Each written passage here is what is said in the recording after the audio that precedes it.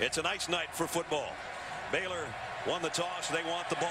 The Kansas State kick will go 2 yards deep to Darius Jones. And Jones a head-on collision at about the 17-yard line. So that'll bring out Nick Florence and the high-powered Baylor offense. Florence leads the country in total offense, 395 yards a game, and there's his passing numbers.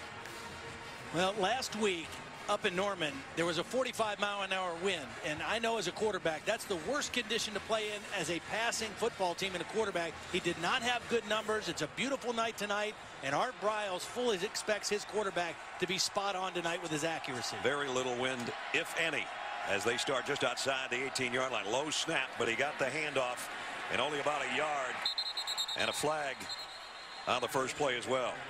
Lake Seastrunk is the guy that carried it. Offside. Defense number 55 lined up in the neutral zone. 5-yard penalty. First down. Kind of a rarity for the lowest penalized team in the country. Take a look at our impact players brought to you by Chick-fil-A. Terrence Williams, one of the top receivers in the entire country. Tevin Reese is a big timer as well. And Ahmad Dixon, the leader of the defense, runs the Bear position, kind of a nickelback linebacker. Back-to-back penalties in the first 2 plays. Pick up a 14 on that one. Scott Novak is our busy referee already. Offside. Defense number 55 lined up in the neutral zone. That penalty's declined. So the least penalized team in the country, as Todd said, back-to-back infractions. And that is a huge thing, because when we talk about the discipline of Bill Snyder's team and doing the little things that win games and not beating yourselves, one of those is the fact that they don't get penalized. And then 2 plays to start the game, 2 penalties. Quick snap, quick throw to the outside. This is going to be another first down. Out. Completes. So far, everything to script for Baylor. Positive gains on the run. A good throw for first down. They're near the 50-yard line, getting off to a quick start, important for Florence and this Baylor football team. It was one of the things you talked about a couple of minutes ago. Quick start, and so far so good. Play action, they come up firing, complete across midfield. Tevin Reese with a catch. 15 touchdown drives of a minute or less. They have 6 this year of 1 play. That's crazy. Here's a screen out to the wide receiver, Terrence Williams. And he picks up 4, and he's close to another first down. A couple yards shy, maybe. Like so many teams in this Big 12 conference, Baylor, one of those teams that loves to go up-tempo. They did not use a lot of tempo in this game last year in Manhattan. It was their first road game. It's much easier to play fast and up-tempo at home than it is on the road. The run straight up the middle and breaking through and almost getting away was Glasgow Martin. John Sua was holding on to his ankle for dear life. Another first down. Even though Baylor lost last week at Oklahoma, they did something very well. That was run the football. 51 carries, over 250 yards. They've got some confidence running the football right now. First down, play fake. Florence going to go deep. Got a man out there. Touchdown, Baylor. Tevin Reese.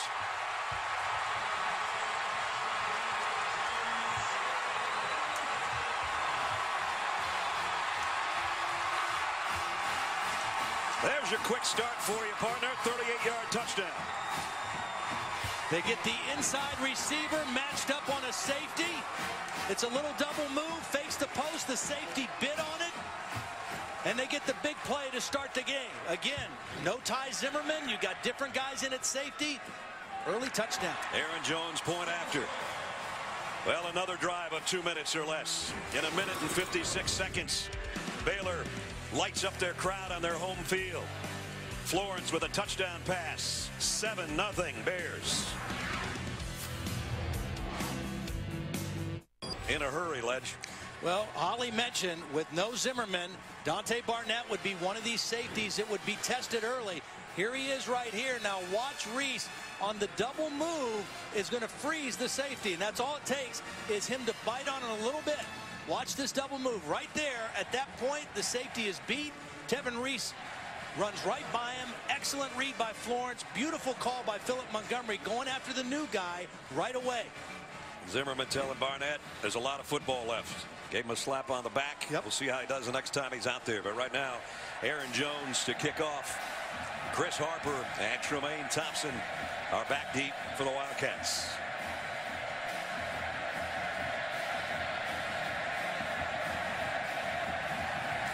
High pooch kick. Can call a fair catch if you can get to it. Wow. Flags down. It's not Zimmerman, but the new number 12 made a nice play over there. That's Stanton Weber. His dad was a quarterback at K-State. Talked to him before the game. He's the color guy for the radio broadcast for K-State. Nice play. Good heads-up play on the kick return team. There are 2 fouls on the play, both against the kicking team. Offside, kicking team number 26. Penalties declined. Kick catch interference on the kicking team. 15-yard penalty. First down. So that's going to give Kansas State great field position to start their opening drive in Baylor territory. Kansas State has been a big play-action first down pass team so far this season. A lot of their big pass plays for Colin Klein have come on first down off of play action. He's a 70% completion guy. There's his numbers. And right now, Kansas State, their average starting position is the 41-yard line. In this case, they start at the 38 of Baylor. Can't ask for more than that on your first snap. Boy, look how deep the tailback is. This is a different set. They have not shown this kind of formation. This is a pistol set. Looks more like a rifle. It's so deep. And it's option football. And the pitch to Hubert. And he's going to get maybe 10 yards on his first carry. So we take a look at our impact players, brought to you by Chick-fil-A. And one of the aforementioned, John Hubert, who's a Waco, Texas native, so he's playing in his hometown. Lockett, the great receiver that Holly talked about, and a return man. Amishak Williams is a guy that can make a big difference. Defensive player of the week in the Big 12, as he had one of those career-type games with a couple of sacks and a career high in tackles a week ago. 2 tight ends set here on first down at the 26-yard line already at Baylor. Hubert going the other way, and he breaks through. Nice patience on the run to wait for his blockers, and he got to the 20-yard line. A pickup of 6 yards on the play. I talked about Kansas State. What makes them special? Number one, it's leadership. It starts with their coach, Bill Snyder, and then so many seniors. It's a veteran football team. Discipline. We talked about the penalties. They defend the run. They run the football. And then they do the little things statistically. Their average drive start, which you just mentioned, and then the turnover margin. Those kind of things win football games, and they don't beat themselves. They've been that way all season. Colin Klein under center here on second down at 4. Hubert again cuts it to the outside. A stiff arm got him a first down, and he's out of bounds around the 11-yard line. Well, they're going to challenge. I mean, they got the great field position, and they're going to challenge this Baylor defense that coming in is last in the country in giving up yardage, almost 520 yards per game. Hubert's a strong runner. They ran outside. Chris Harper, their wide receiver, who's as big as any receiver you're going to see, 235 pounds, got a great block on the outside. First down at the 12. Terrell Miller, the motion man. They're just going to keep feeding it to Hubert. This time he stood up after only a yard gain. Bryce Hager, who normally leads the club in tackles, has another one along with Mike Hicks. I think one of the reasons that Colin Klein's passing has gotten so much better this year, there's several reasons. One of them is he hasn't carried the football nearly as much. He had 317 rush attempts last year, only 154 coming into the game this year. But this is the area of the field where he normally carries the football because you get an extra blocker when the quarterback runs the football. He's in the shotgun, flanked by Wilson and Hubert on second down and 9.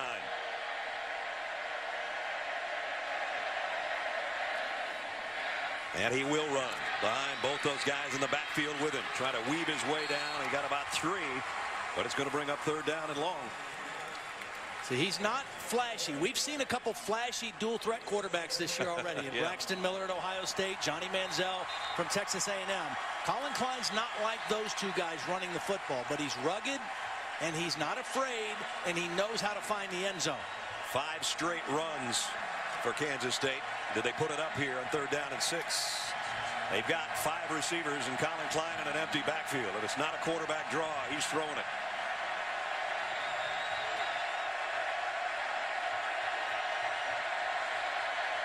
Now gets one of the receivers over to help call out. Timeout. Yep. Timeout. Had to call timeout. He was trying to check at the line of scrimmage. He was running out of time on the play clock. And you see him encouraging his team. Nothing to be afraid about. Let's go over and talk it over and get the right play here on a critical 3rd down. We'll see what that critical 3rd down gets him when we come back. To Wildcats, who have a 3rd down and a big one following the timeout. They can get a 1st down inside the 3. Colin Klein, still it's an empty backfield. And 5 receivers spread across the field.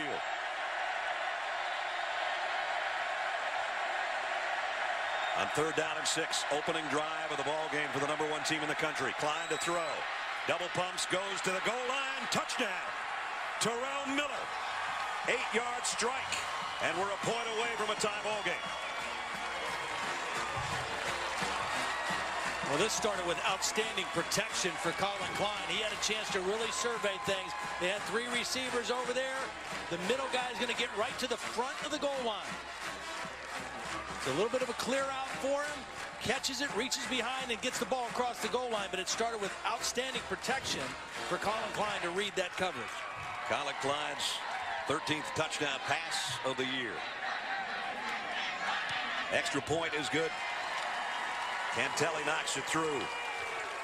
A pass that was thrown a little bit behind. Terrell Miller made a great adjustment. Colin Klein with a throw. There's the catch. It's all tied in Waco.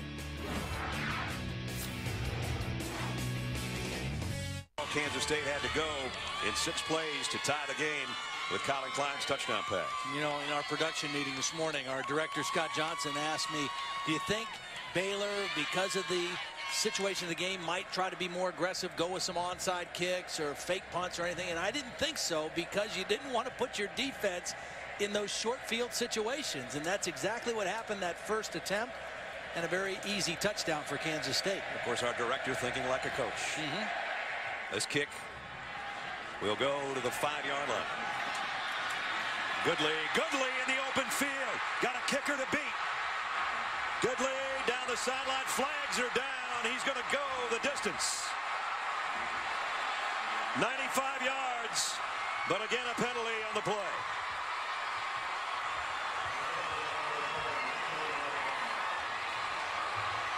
I'm afraid Scott Novak is going to disrupt the party.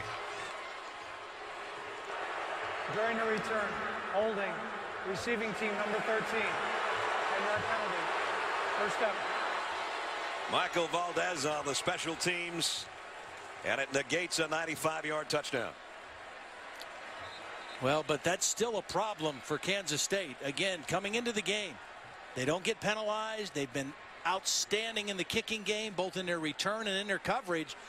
We've seen a couple uncharacteristic penalties early, and that was clearly a breakdown in their kicking game, and they're very fortunate that they're not down 14-7 right now. 2 penalties on the special teams of Baylor. One on that kickoff that you talked about, and one right there. Takes away a score.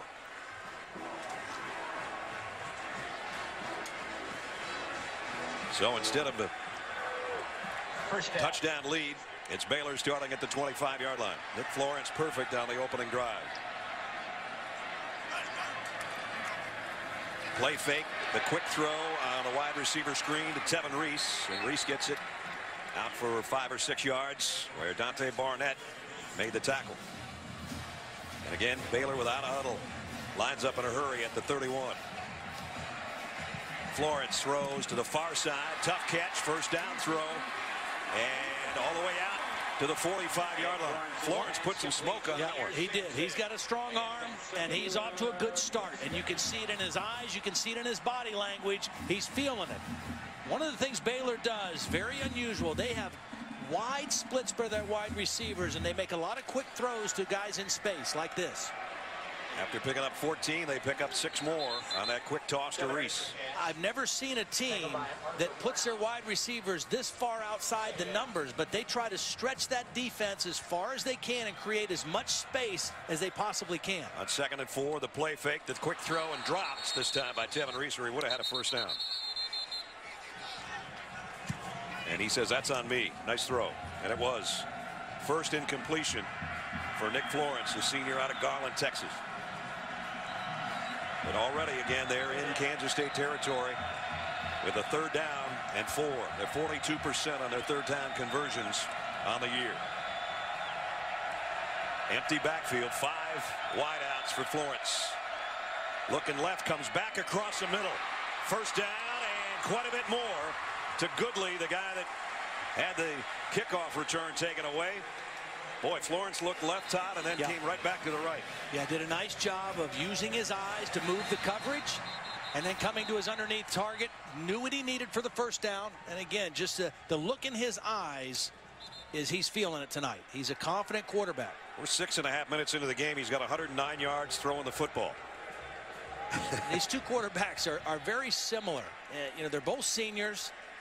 They're both married, which is kind of unusual to see a game where both quarterbacks are married guys.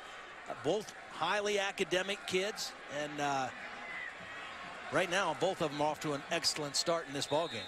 Colin Klein can only look on right now as Childs shaken up on the play comes out.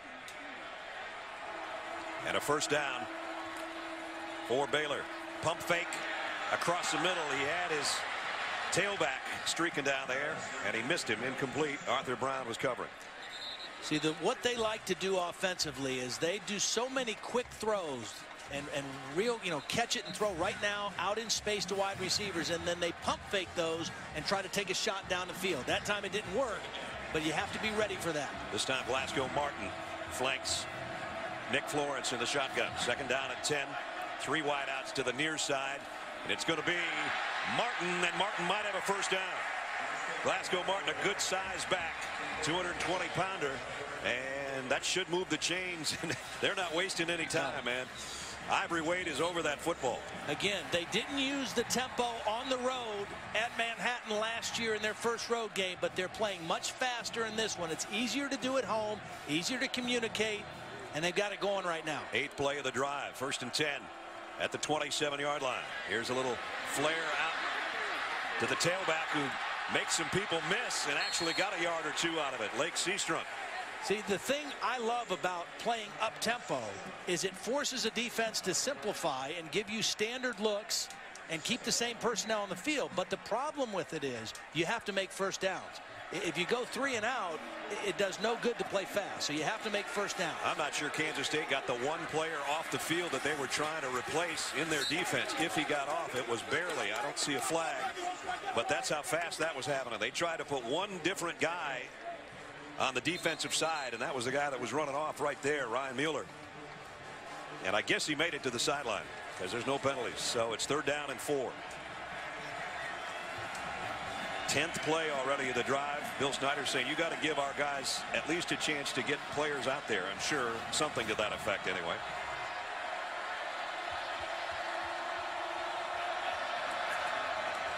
They're going to try to do it on the ground, and they get it. Glasgow Martin again. 2 big runs on this series of downs. See, right now, Kansas State is more concerned about the passing game, so they've got their both safeties back.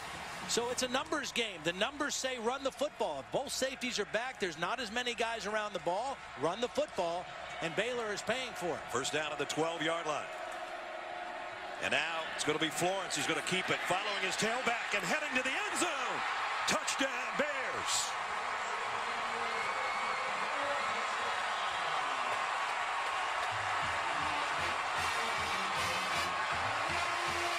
Seventh rushing touchdown of the year by the Baylor quarterback. Well, you're going to see 2 great blocks. Watch the tailback first, number 8 Martin, and then right in the bottom of your screen, the wide receiver Terrence Williams, number 2, got a block on the edge and maintained that block, and that enabled the quarterback Florence to get to the end zone. The running game and the balance of the Baylor offense right now is really causing problems for this K-State defense. Kansas State with a guy down. It's Adam Davis, one of their starting defensive ends. It was a very good one, in fact. You know, last week in the loss at Oklahoma, Nick Florence had season high of 83 yards rushing. He had 15 carries. I mean, what Oklahoma said, we're not going to let you beat us throwing the football. They locked up the receivers, played a lot of bump and run coverage, but they were vulnerable to some quarterback runs, and Nick Florence had a big day running the football, and that was similar right there. The defense is concerned about other things. They don't take care of the quarterback, and he's able to get it in the end zone. Obviously, tempo's part of it, but I'm telling you, the play calling right now by Philip Montgomery is sensational, the offensive coordinator for Baylor. They have completely mixed it up, and they've got Kansas State mixed up. Yep. It was fun to watch them in practice on Thursday also, because they go super fast in practice, except for 2 little sessions where they slow it down and go over their blitz pickups. But for the most part, it's just as fast as they are in the game, and they don't work off of a script. The offensive coordinator is signaling plays in, and he's just going like he would do in a game. And he told us yesterday it's great practice to prepare for the game. Instead of having everything scripted out, he's calling plays and seeing the results and kind of doing it like he would do in a game. And right now, he's on his game. He told Holly that he thought they ran 150 plays in practice the other day. That's doing it in a hurry.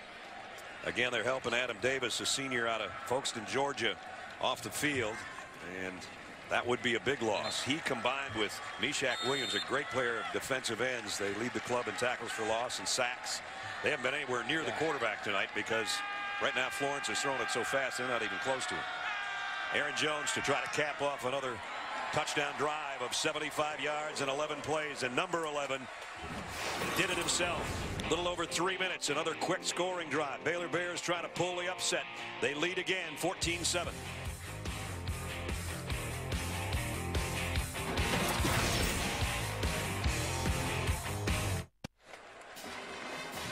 Our aerial coverage tonight in Waco is provided by the MetLife Blimp. You can see how MetLife can provide the coverage you need. MetLife, I can do this.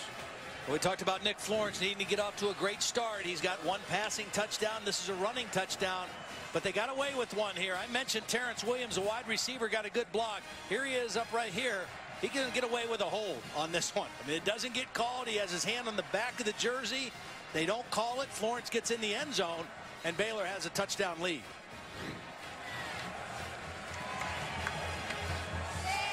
Aaron Jones set to kick. Kansas State only gives up 18 points a game. They've given up 14 in the first 8.5 minutes tonight.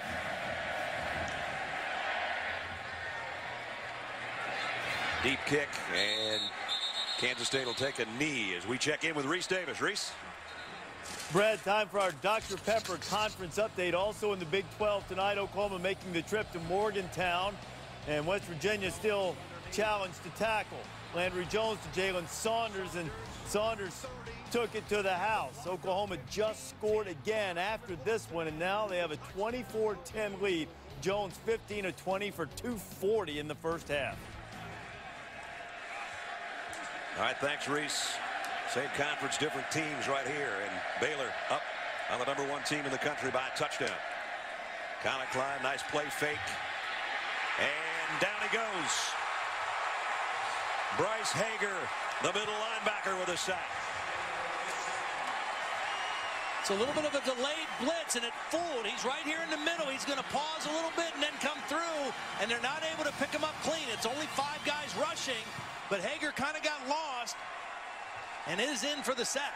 Klein is a big guy, hard to bring down, but when you come that clean, that's only the 11th sack Kansas State's allowed this year. And it puts the Wildcats in a hole. Second down at 18. Klein now changing things up.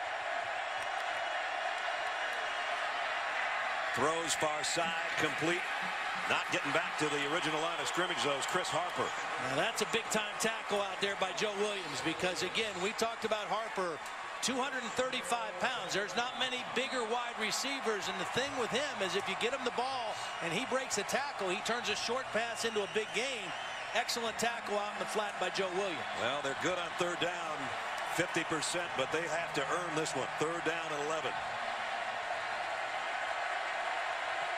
3 wideouts for Colin Klein. in the shotgun. Baylor thinking about bringing an extra rusher. They'll back out of that. Klein throws complete. What a catch. Tremaine Thompson had to put it in that spot, and he had to make a heck of a catch, and he did, and a 17-yard pickup on 3rd and 11. Well, they thought Tremaine Thompson might have a big game tonight, especially since they didn't think Lockett was going to be able to play. Beautiful touch throw over the underneath coverage of the defense for the first down. Wow, what a pitch and catch that was. First down at the 41-yard line. Again, first down has been a big play action pass down for Kansas State. Now they got a pistol set with Wilson, the extra blocker. Hubert straight up the middle. He gets it across the 45 out to the 47-yard line. Ahmad Dixon made the tackle, a pickup of 6. One of the differences in Kansas State's offense this year, I mentioned the improved passing of Colin Klein. It's also his improved knowledge of their offense and the offseason work he put in. He does a lot more work at the line of scrimmage and communicating and changing plays and checking to other options than he did a year ago. I think that might be the first meeting between Dixon and Hubert. Those guys have been playing football together since they were 6 years old. And Dixon just made the tackle on his old friend. Hubert again. And flags are down. Terrence Lloyd's got him wrapped up. But a penalty marker on the play. In the area where you would expect holding. Holding. Offense. Number 73.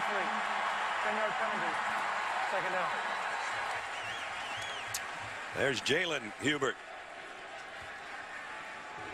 John's daughter. Well, we mentioned coming into the game, Kansas State, the least penalized team in college football, averaging 3 a game. That's their second down. Third.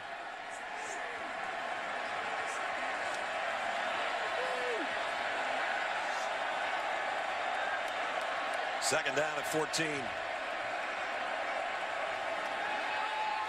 Klein lofts one on a screen pass to Hubert. He's got a blocker in front, got around one man, tripped up as he got to the 47-yard line by Bryce Hager, and we check in with Holly.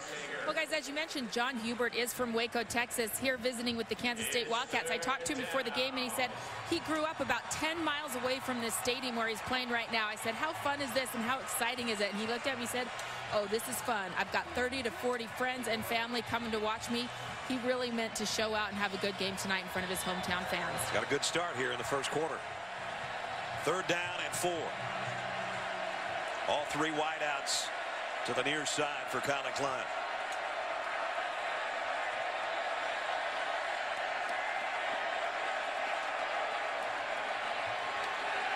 He's going to go deep down the middle, and he overshot Tremaine Thompson. Well, he didn't get any help from his buddy Hubert on this one. Hubert was responsible for picking up the blitzing linebacker Hager and did an Olay. Watch number 33 try to block the outside. He just doesn't get good position, and Hager goes right by him. There's no way that he should have been into Colin Klein that quickly, and Klein not able to get his feet set to make a good throw. Ryan Dorr into punt. Levi Norwood waits back on the other end at about the 10-yard line. High kick. Norwood's just going to let it go. He got all of this one. And it's going to land at the goal line and bounce in the end zone. 53-yard punt, and Baylor will have it back on offense in a second. But right now, time for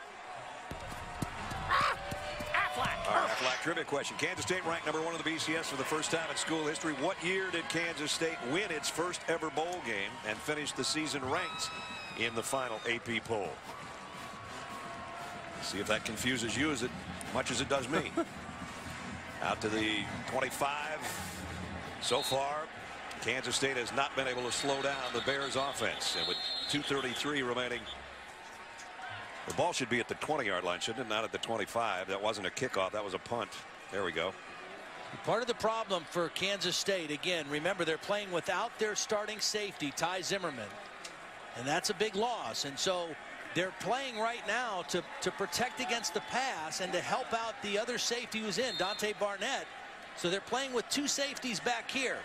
The 2 safeties back, what that does is it makes it easier to run the football for Baylor because there's less guys in the so-called box to stop the run. First down at the 20-yard line. Florence almost perfect tonight. Quick throw off the play action. His receiver slips and gets out to the 27, though. It'll bring up a 2nd down and 3. Holly? Wildcats starting defensive end Adam Davis tested out his left knee on the sideline here. The athletic trainer Matt Thomason said, hey, are you good? He shook his head. Yes, he should be able to return. 2nd down and 3. This time Florence rides it and gives it to his tailback. Whoops, don't go that way. You had a 1st down. Seastrunk had a 1st down and ends up at the line of scrimmage. Not quite sure why he headed back that way. Yeah. And they'll let him know that, I'm sure, the coaching staff. Well, you can't make a big play every play. You know, make the smart play. Keep the chains going. Again, if you want to play up tempo, it's critical that you get 1st downs. And that's what Baylor has been doing so far tonight. He had a 1st down across the 30. Instead, it's 3rd down and 3. Florence throws over the middle, incomplete, broken up by Nigel Malone. And instead of a 1st down, as Florence is looking for a flag, it's going to be a punting situation. Little pressure from Ryan Mueller, number 44. First time they've been able to get a little bit of pressure around the quarterback, Nick Florence, and that forced the errant throw and a punt. Well, you just can't do what they did on that running play. Get the 1st down and then give it right back to him. 4th down, and Spencer Roth will have to punt. Harper and Thompson are both back deep for Kansas State.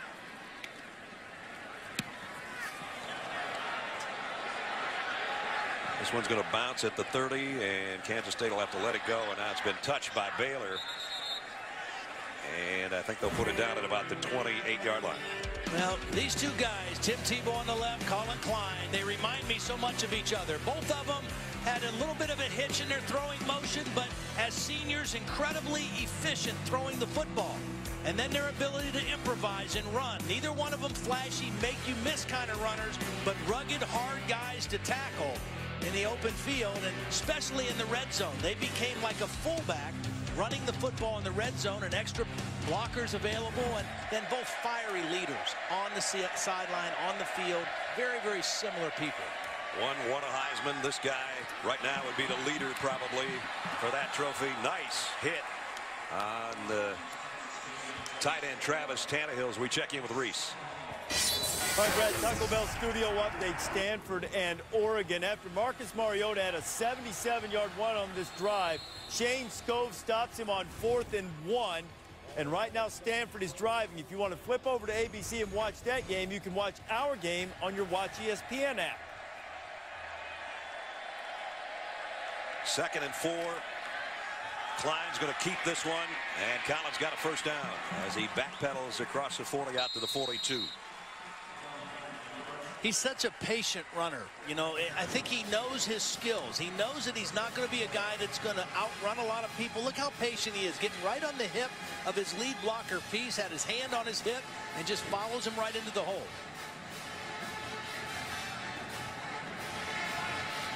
Collins got 5 completions to 5 different receivers already, but that 1st down with his legs.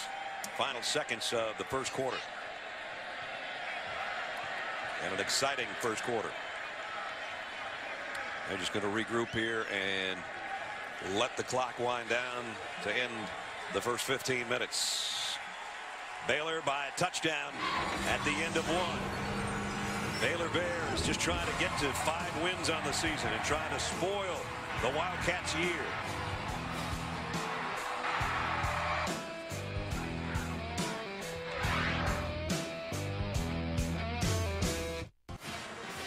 In the last 9 years, being in this conference and being a #1 in the BCS has not been a good thing necessarily. Look at what's happened since 2003. You get to that point and all of a sudden you get shocked. And right now it's only 15 minutes into this one, but you see the question marks on top. Kansas State, first time ever #1 in the BCS standings, and at the end of the 1st quarter trailing by a touchdown. Now, this is when you really lean on your leaders, and Colin Klein is one of the best leaders in college football. 14 starting seniors on this team. This is when you count on those guys to settle the whole team down. He's 21-4 in his career. Here he is on a run off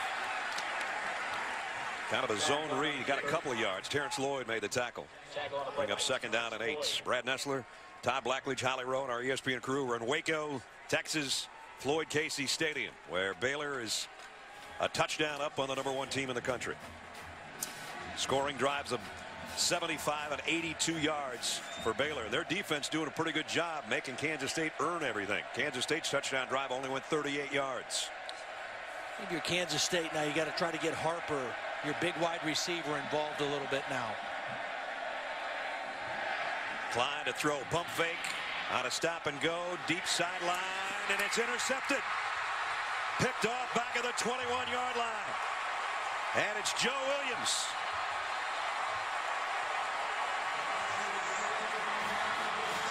Defensive coordinator Phil Bennett told us that Joe Williams has been battling a foot injury the last couple weeks. He didn't look like it on this one. He didn't bite on the pump fake.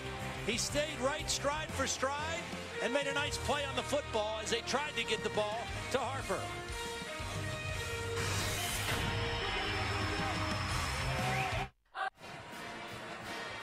Baylor leading Kansas State 14-7 in the second quarter as we continue Dr. Pepper's road to the championship.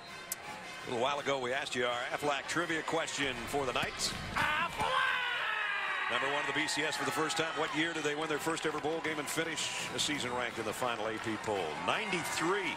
They went 9-2-1. Ended up ranked 20th in the final AP poll. They had a shot back in 98 when they were 11-0 to get to the title game before Texas A&M took care of business in the Big 12 championship game. Here they are at 10-0.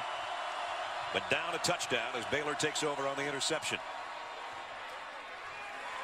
And Seastrunk got a couple before Arthur Brown made the tackle. Let's see if Baylor continues to go with their hurry-up offense. It certainly has worked to near perfection so far in this first half. Well, take a look again. Look at these splits of these wide receivers. How wide they are. They stretch the defense so much and try to create space, not just for running it, but also quick throws. Here's the quick throw off play action, and the ball is out at the end. Kansas State's got it, unless he didn't catch it. Okay, now they're saying incomplete. I thought it popped out before he really had possession too, but let's wait and see. There's also a flag down as well. Offside. Defense, number 55. Line up in the neutral zone. That's the third time on the same guy. Second out. Adam Davis, the defensive end. Now, one of those three was declined in the first possession, but that's the third time, and Bill Snyder is letting him know you can't play if you can't line up on sides. Martin now checks into the backfield. They've used him in short yardage with his 220-pound body. This time they fake it to him and throw to the far side. It'll be close to a first down to Terrence Williams. Well, that was a quick read by Alan Chapman, too, and that's one of those that you got to put in the back of your mind if you're Terrence Williams and Nick Florence and say, if Chapman is going to break that quickly on the quick throw, we got to try to run by him. They're down at a yard, though. Now they'll run it, and it is a first down run by Glasgow Martin. I would come right back now and go a stop and go or some kind of a double move on Chapman and see if he'll bite quick and see if you can get a big one. Florence, the play fake, throws near side, incomplete. Way out in front of Lanier Sampson. You know what it reminds me, Ledge, a little bit of, and I know it was a long time ago, but Drew Brees and Purdue used to kind of do some of what they're doing right now. Maybe not as quickly, but they spread you out the same way. Spread you out, the ball's out of the quarterback's hands quickly. It takes a defensive line kind of out of the game because the tempo slows them down. 2nd and 10. On the run is Martin, and maybe got to the line of scrimmage. That's about it. Jarrell Childs runs him out of bounds on the far side. This feels like the first long yardage third down situation Baylor's had in the game, too. So 2 good plays on 1st and 2nd down that time by the Wildcat defense. It is 3rd down and 9. From the 34. Florence. Free play. And he's going to run with it. He's going to get the first. Oh, my gosh. He got the first down, but he almost had his head taken off by Dante Barnett. Well, Art Briles wants to make sure he's okay first and foremost before he calls another play because he took quite a shot. Arthur Brown The middle linebacker is the guy who jumped offside. So Florence knew he had a free play, decided to run, and took a great shot at the end of that play by Dante Barnett. Again, the guy, the true freshman who's in there for Ty Zimmerman. There are 2 fouls, both against the defense. Offside, defense, penalties declined. Personal foul, unnecessary roughness on the defense, number 24. 15 yards will be added to the end of the run. Well, I don't know how Dante Brown can make that look like. How did they call that? It's an easy call. There's the easy call on the offside, and I think this one's just as easy on the other end as Florence is trying to slide. Right. The referee said 24. It was really 22. Yeah, I mean, he hit him right above the head, above the shoulders. You can't do that. He's going down. And a first down at the 41. So the Bears keep the drive moving by penalty. Florence thinking long, going long. Man there, just through the fingertips of Terrence Williams. Probably should have had it. Yep. Last week in the game up at Oklahoma, they took 9 shots like this down the field and only hit 1 of them. That one was very close to being caught for a touchdown. If he dives for that one, maybe. It was a little bit out in front of him. Now Florence going to throw long in the middle. That's a dangerous throw, and it's intercepted by Nigel Malone. And Florence is down. Pops back up, but he took a big shot as he threw back across the field in the middle. Throwing late and throwing in the middle is never a good recipe. Well, the inside pressure forced him to leave the pocket. And when he did, he tried to throw late. He didn't get his feet set. The ball was underthrown. And that K-State defense, that's their 27th forced turnover of the year. Last night, Alpha Tau Omega fraternity hosted the annual bed races and chili cook-off. Little fun on 5th Street here in Waco. Kansas State with the interception takes over at the 13-yard line. The 12th interception thrown by Nick Florence this year on a ball that never should have been thrown. Yeah. And I know he's aware of that. And the other thing Kansas State has done when they've forced turnovers, they've scored off of them. 114 points they've scored off of turnovers this year. I may have said the 13-yard line, beg your pardon, the 8. So they start inside their 10 and work it out to the 13-yard line as we check in with Reese Davis. All right, Brad, get you up to date on ABC, Stanford and Oregon. After the Cardinal got that stop on 4th down against the Ducks, 15-play, 93-yard drive. Kevin Hogan takes it in. Cardinal with a 7-0 lead, and they've got the ball back in Eugene. So another team in the top of the BCS standings trailing by a touchdown. A lot of pressure these teams are playing under that are at the top of the standings here the last couple weeks of the year. Here's a stretch play to John Hubert. And Baylor stretches it out, stops him shy of the first down, picked up about 3, and it'll be 3rd down and short. The thing the Baylor defense is doing tonight, and again, you got to remember, coming in, this team was ranked last in the country in 3rd down defense and yards given up. There's Phil Bennett, the defensive coordinator. What they're doing tonight is they're making Kansas State earn every yard. They have not given up a big, easy play yet. And the last time Colin Klein tried to throw downfield, they intercepted him. This one you think maybe will be Colin Klein. 3rd down and a yard.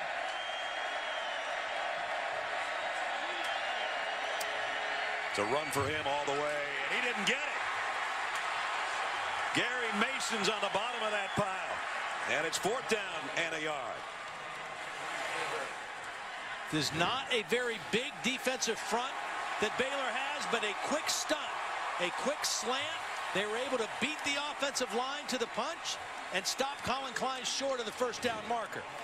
Not too many people stop the 225-pound quarterback on a 3rd and 1, but they do, and they force the punt. Ryan Dorn inside his own 5-yard line to kick. Levi Norwood waits on it at the 32-yard line. Made the first couple guys miss, and he got it out. Still on his feet to the 45. Nice return and good field position for the Bears. They'll be at their own 45 with 10:05 remaining in the half and a touchdown lead when we come back. by Baylor has them setting up shop at the 45-yard line, leading by a touchdown with just over 10 minutes remaining in the first half. Pistol set here with Seastrunk behind Nick Florence. Now they shift out of that.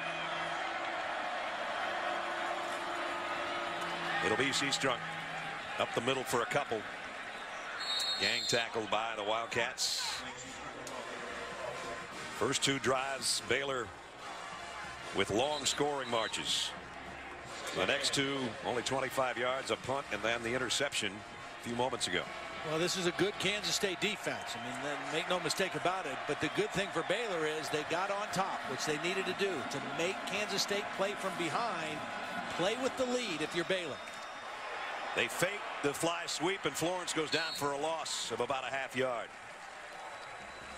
Tui and Meshach Williams combine on the hit, and now it's third down and long. Last two possessions anyway. A little more aggressiveness out of this front seven. Meshach Williams up, favoring his right shoulder. He's their leading sack artist. Had 2 sacks, 7 tackles, and he was the defensive player of the week in the win over TCU last week.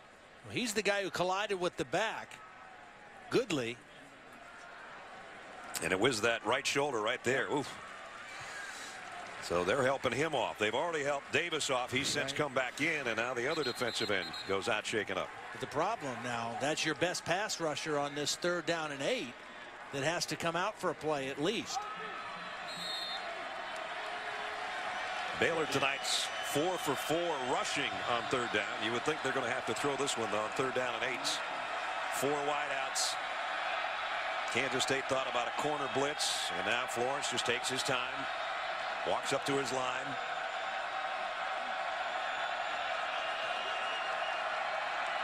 And now backpedals into the shotgun on 3rd down and long. Kansas State showing man-free coverage, bringing extra rushers. Quick throw on the slant. Putting the brakes on is Norwood to get the first down. Boy, had he continued in that pattern, I think they would have stopped him shy of the first down, but you're talking about some front disc brakes on this one, Todd. And it was one-on-one against the new guy again. Barnett, the safety, gets frozen. Actually, it was Milo, number 23, who got frozen. Wide receiver on a safety. Matchup favors offense. Got a 19-yard pickup, and now Florence play action is going to go to the back. Seastrunk, he puts a nice move on just to get back to the line of scrimmage and get a yard out of it. Ryan Mueller got to Florence that time, so Nick kind of straightening his helmet and his pads, but they did get a yard. 2nd down and 9 coming up at the Kansas State 33.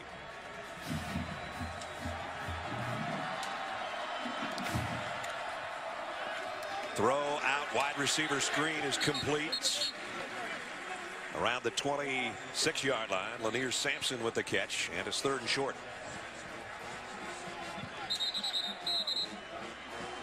So they had 4 conversions on 3rd down on runs. The last one by pass. And now on 3rd and 2, it's on the ground again, and they get another one. 3rd and 2, they got 3. Glasgow Martin.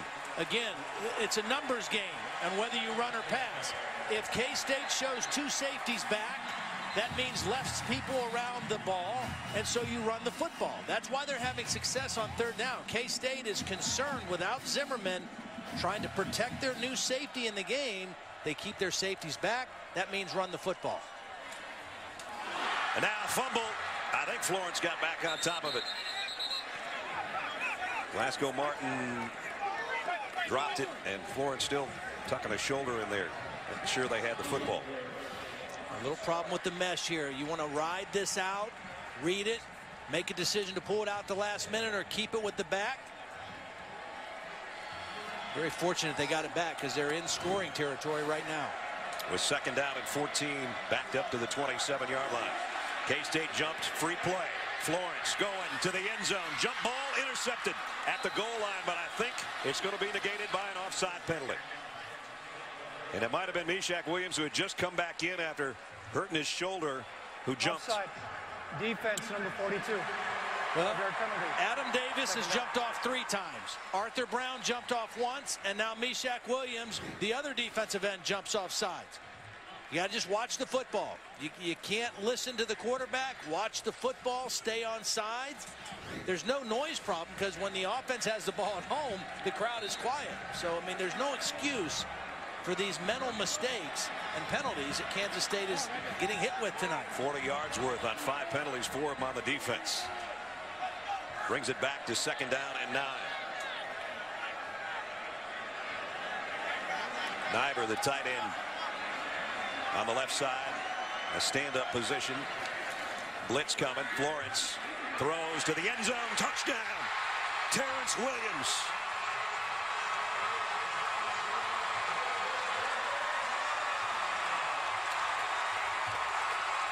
"22-yard strike." 20-7 Baylor. What a beautiful read by Nick Florence. Kansas State showed blitz with their inside linebackers. He paused, read it, made the adjustment. They came with the blitz. He knew he had single coverage outside, and again, the new safety, Barnett, late getting there to help. Baylor's got a 2-touchdown lead on the #1 team in the country. Things getting wacky in Waco. Baylor 21-7.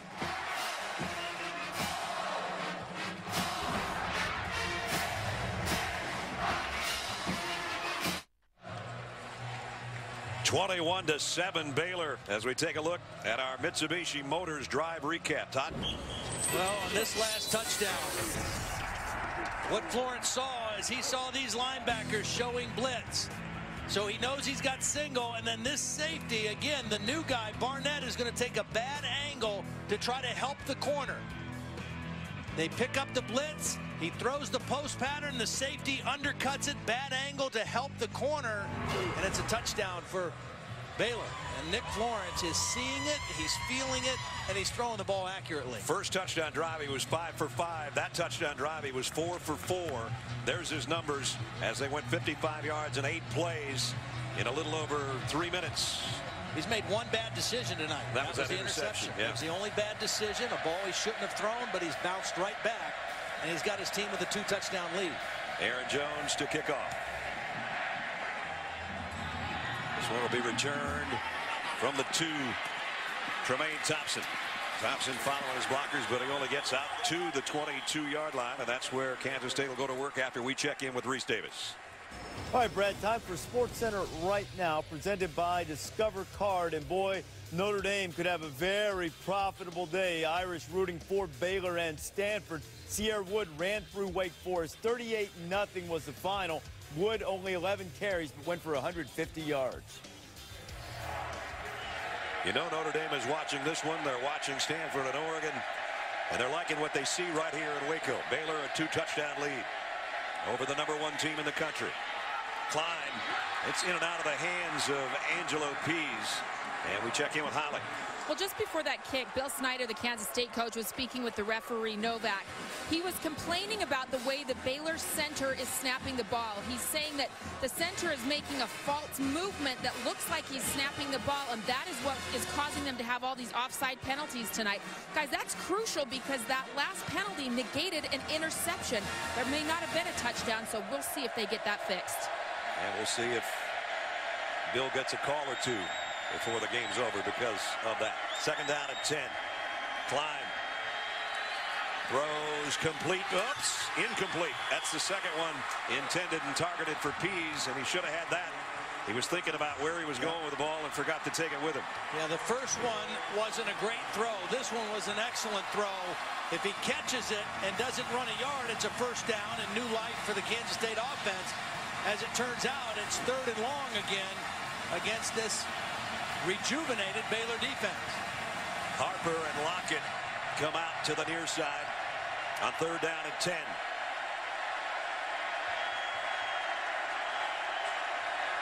Crowd really getting into it right now for the Bears defense. Klein, plenty of time, starting to run out of it, completes it on a crossing route, but Tannehill, the tight end, is cut down by Ahmad Dixon. Punting time again for K-State. Ahmad Dixon playing with a different number tonight. He's been number 6 all year, wearing number 26 tonight for a fallen comrade. Rodney Chadwick, their linebacker, who was lost for the rest of the year last week against Oklahoma. Big-time play on 3rd and 10. One of our impact players. We sat down with him yesterday. He's a heck of a football player. Second straight 3 and out for Kansas State. Punting time for Ryan Dorr again. High, lazy kick, fair catch. Levi Norwood will take it around the 36-yard line. Don't forget, tomorrow you can get your NFL Sunday started off right. 10 o'clock Eastern. It's NFL Sunday Countdown. Chris Berman and the gang provide all the latest news and updates from stadiums around the league. And before you set your lineups, catch Fantasy Football Now at 11 on ESPN2. Our experts provide the latest news, injury reports, and predict the top fantasy performers. This would be a fantasy night for Baylor if they can hold on to this lead through the second half. They lead by 14 with 5:41 left in the second quarter. I think in some cases, if you're a coach of a team, you'd be happy to go into halftime like this. But I think Art Briles is going to keep the pedal down because Kansas State has not showed any signs of slowing them down. Pump fake, long ball. Florence down the sideline, in and out of his intended receiver's hands, but there's a flag. Terrence Williams and Gerard Milo tangled up back there in the secondary. I think Milo's going to get the penalty for hitting above the shoulder. Yep. Offense number 2. Well, they call it Williams. First down.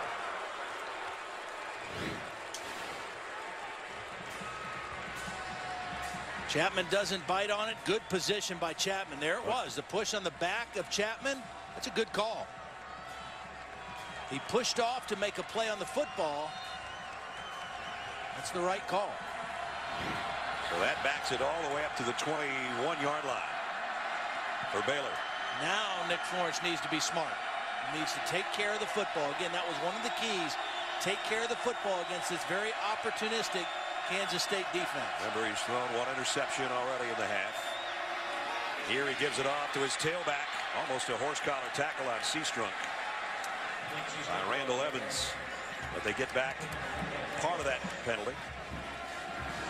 And they bring it up at the 31-yard line. 2nd and 15. Again on the ground, and sliding through is Seastrunk. Good run out to the 41-yard line. Pick up a 10 more, and now they've got a manageable 3rd down.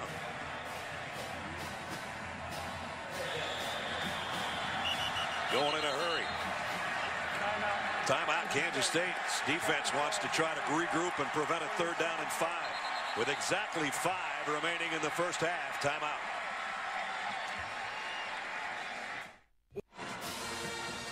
Our aerial coverage over Floyd Casey Stadium provided by the MetLife Blimp. See how MetLife can provide the coverage you need. MetLife, I can do this. Can Baylor do 3rd down and 5? Kansas State called a timeout to try to get their defense set. Where they've hurt him on 3rd down is the inside receivers working against the safety, staying away from the corners, Chapman and Malone, working against the safeties instead. 8th time Baylor's had a 3rd and 5 or less. Quick slant, caught. Forward progress should be good enough for Levi Norwood. And that's exactly what they did. They went to the slot receiver, working against the safety Barnett. Quick throw and a 1st down. Baylor has all of its timeouts remaining. Kansas State down to 1 after calling one to get their defense set, and it didn't help them. 1st down at the 47. Seastrunk going wide. Kansas State's all over that. Meshach Williams made the first contact, and then Violet Tui finished it off. This is a defense that has been very solid all year. There's 9 senior starters on this defense, and all 9 were also transfers. 8 of them junior college transfers. 1 Arthur Brown transferred from Miami. It's a veteran, experienced group of guys. Florence keeps it himself. Little hesitation and then a slide near a 1st down. And he's looking over the sideline and said, oh, I hit the deck a little bit too short, about a yard. I don't blame him after that last shot he took when he did that. Exactly. Now busting through is Seastrunk. And Seastrunk's got it inside the 35 to the 33 of the Oregon transfer with 11-yard carry. That was all the result of the quick snap. I mean, Kansas State was not set on defense. They quick snapped him. Seastrunk busted through there and easily picked up the 1st down. at the 33-yard line, looking for more points. As Todd said, keeping the pedal to the metal with a 2-touchdown lead. Seastrunk again found a big hole off the left side. Still going. It's 1st and goal, Baylor. Ball came out at the end, but I think he was down right there, says the field judge. This defensive front looks tired.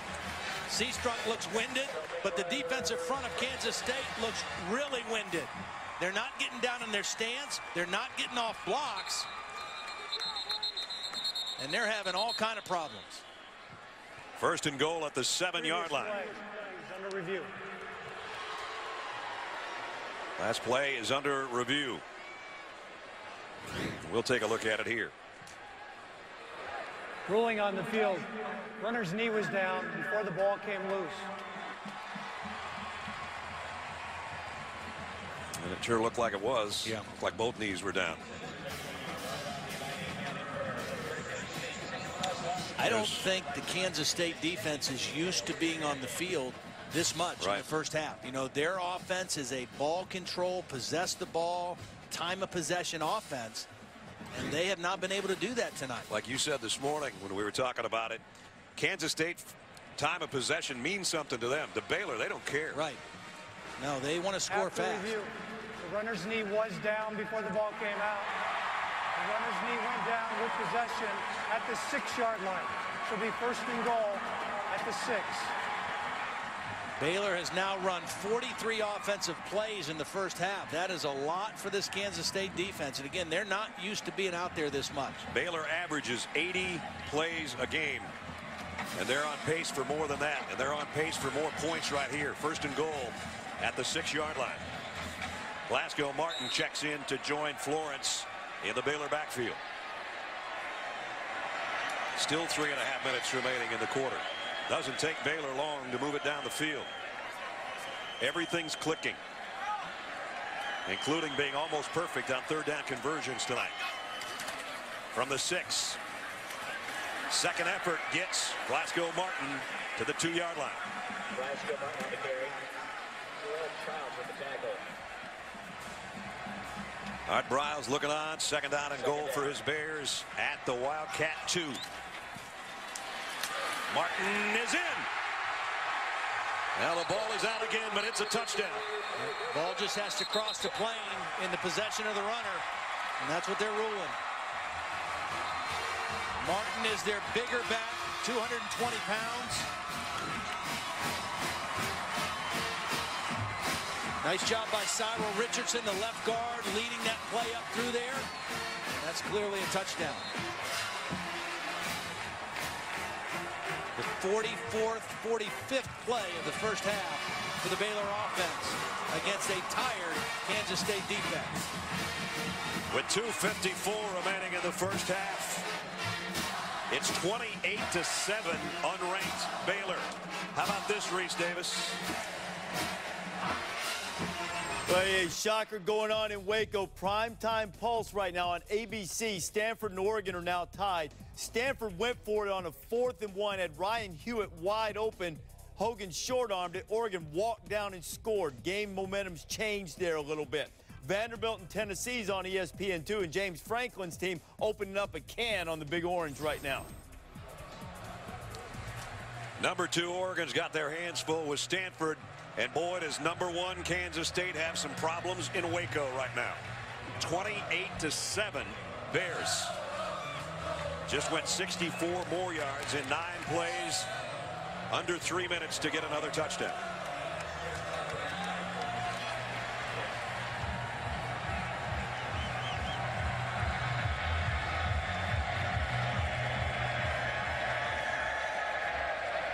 Aaron Jones, been a busy kicker. Ball taken to the 4-yard line by Tremaine Thompson.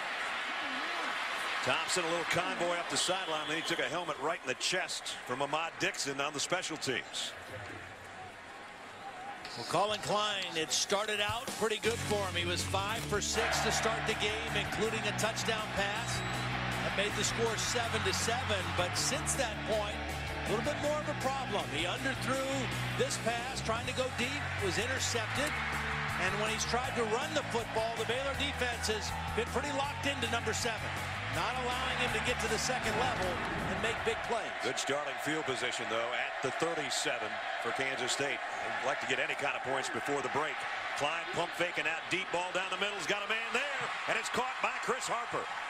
Big gainer all the way down to the 27-yard line. See, that's the size of Harper. 6'1", 234 pounds. He hobbles off the field, but his ability to body up a defender, you just can't get around that big body to make a play on the ball. And a beautiful throw by Colin Klein. Boy, he hobbled off the field, then just collapsed over there on the sideline. From the 27, Klein comes to the near side, and that one's complete as well. Tyler Lockett out of bounds after a 5-yard pickup. Harper, I think it was his hip, it looked like, when he was heading to the sideline, and he's still on the deck over there. Second down and 5. Ball at the 22-yard line of Baylor. Plenty of time, only one timeout to work with, but still over 2 minutes remaining in the half for Colin Klein on the Wildcat offense. Plenty of time to throw as well to the end zone, and just over Tyler Lockett. He's looking for a flag. Yeah, he got it. And he got it. Yeah. From Mike Hicks. Definitely interfered with as he was going to the football.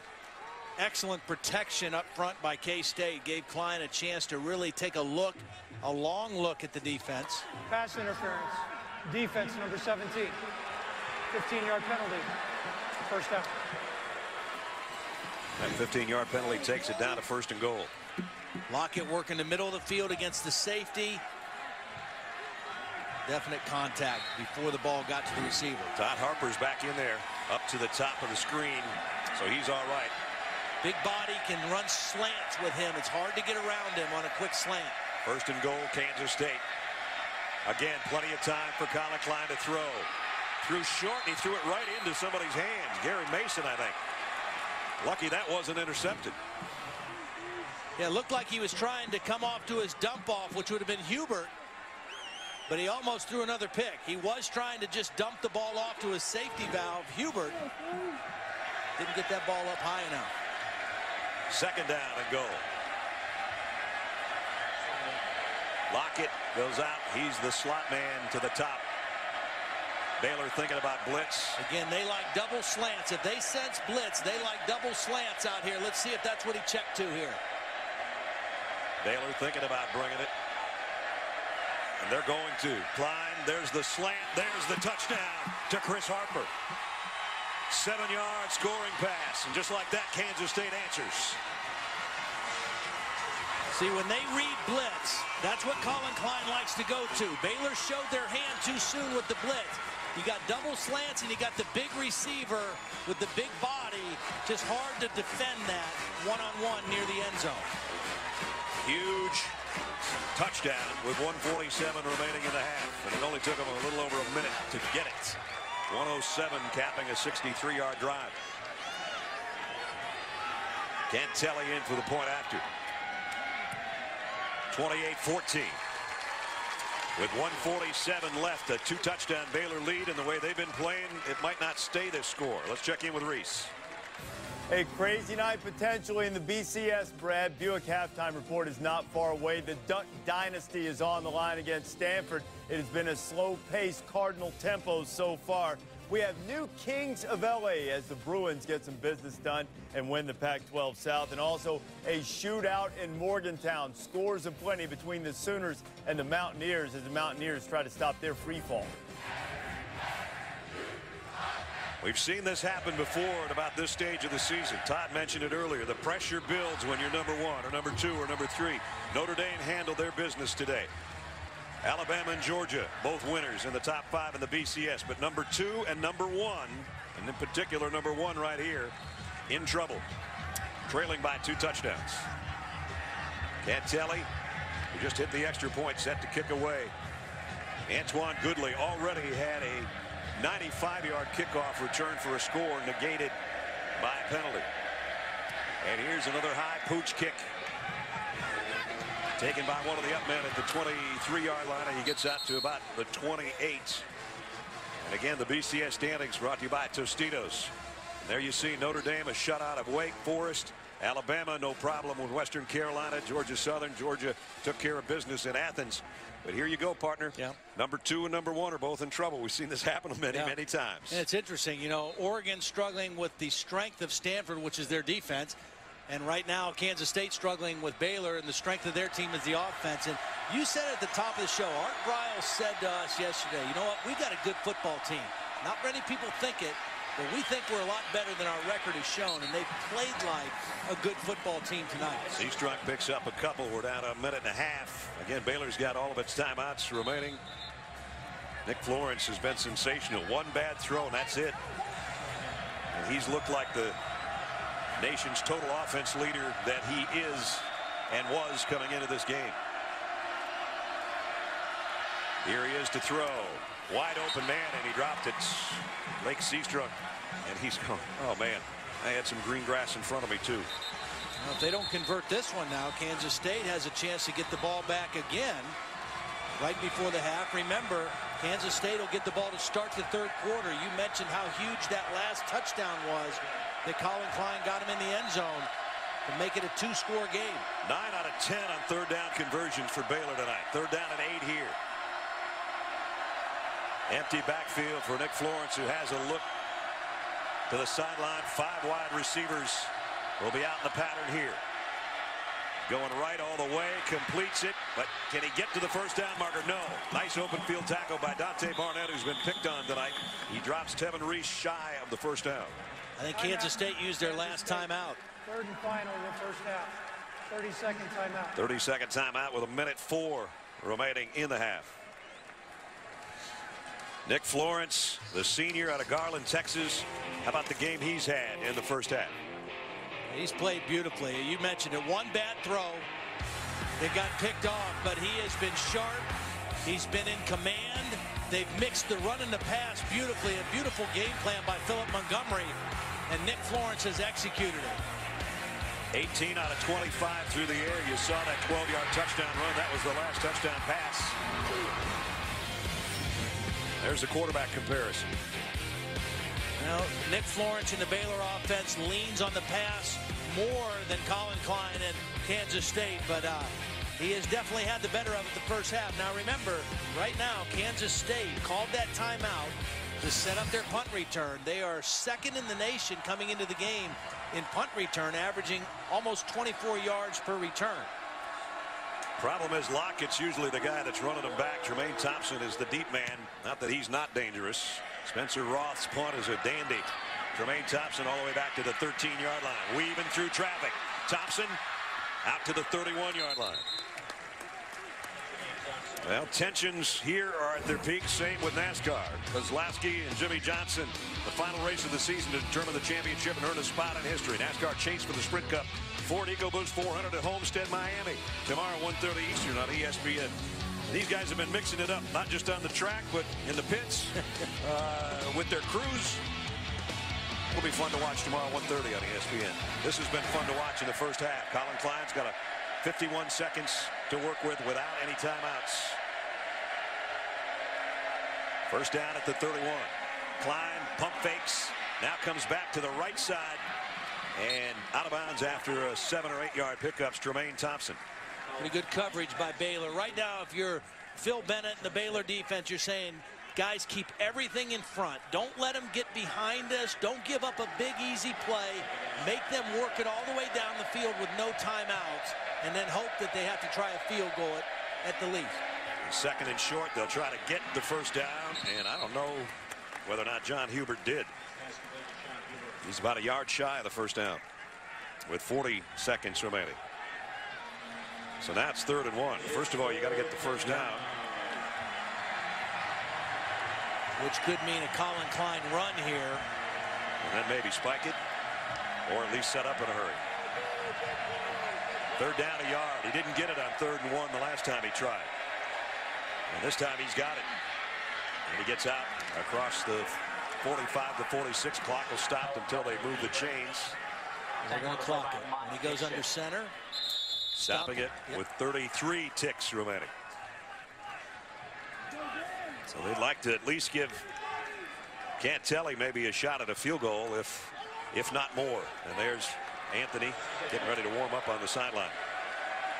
He was the Lou Groza kicker of the week last week for his performance in their win over TCU. He might be called upon here before halftime. Klein throws the out. Well, that one took a while to get there, but he got it to Harper, and Harper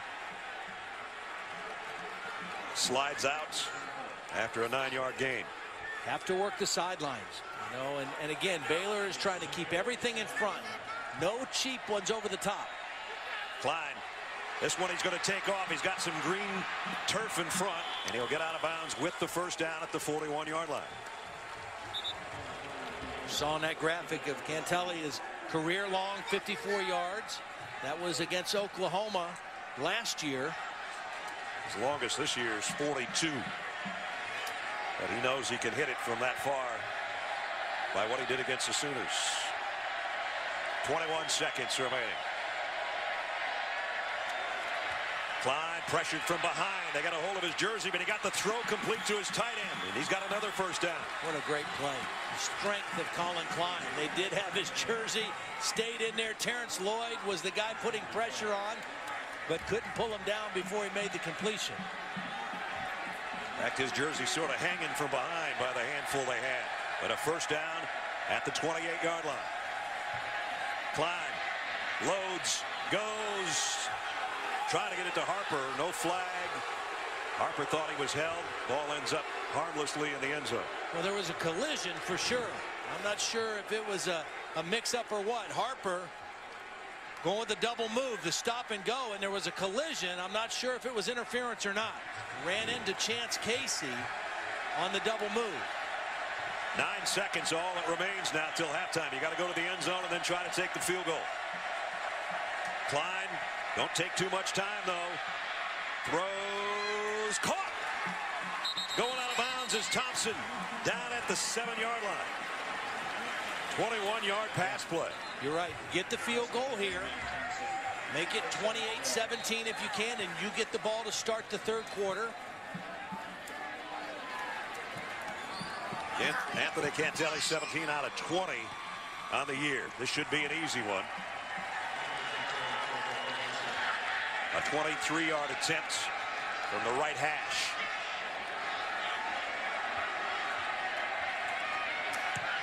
Big 3 points before the break by #1 Kansas State. Makes it an 11-point ball game at halftime. Kansas State usually does a great job to open the second half, and as Todd said, they're going to have the ball first to start the third quarter.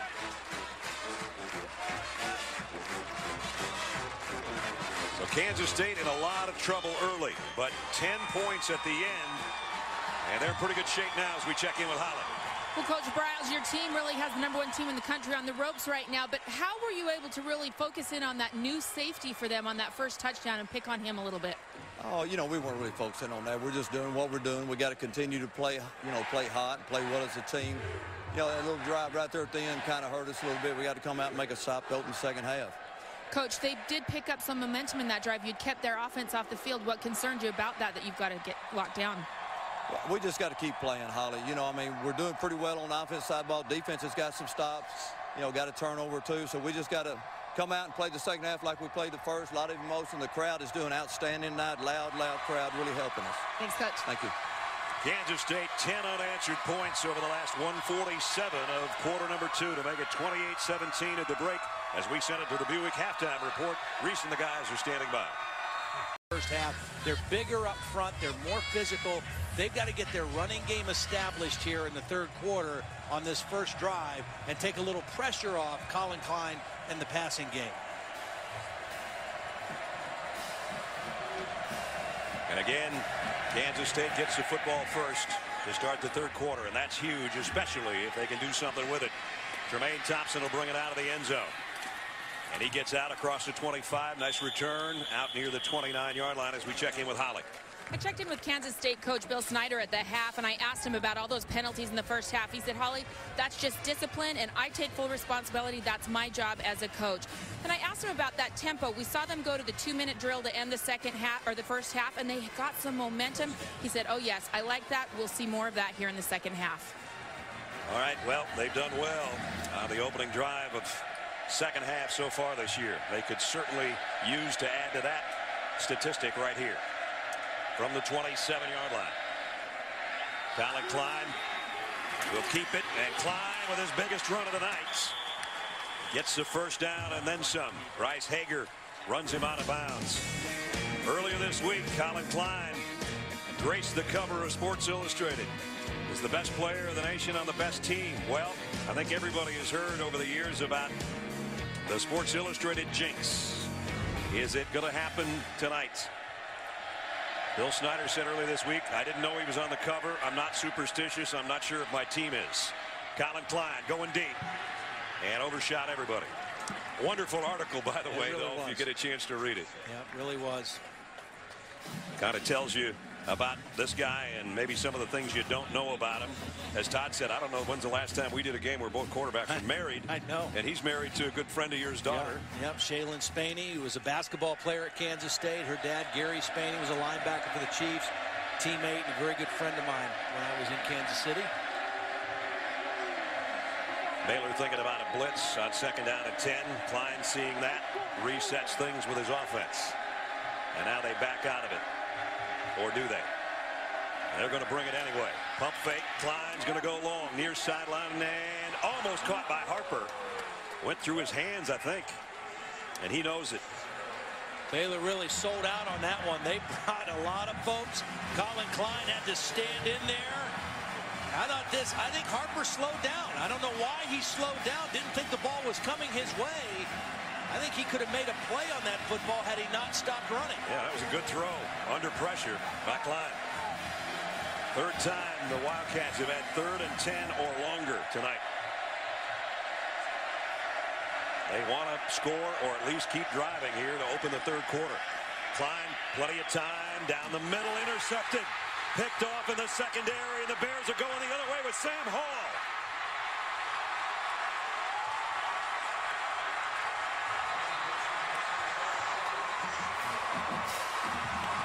Well, this was a mix-up because there were 2 Kansas State receivers going to the same area.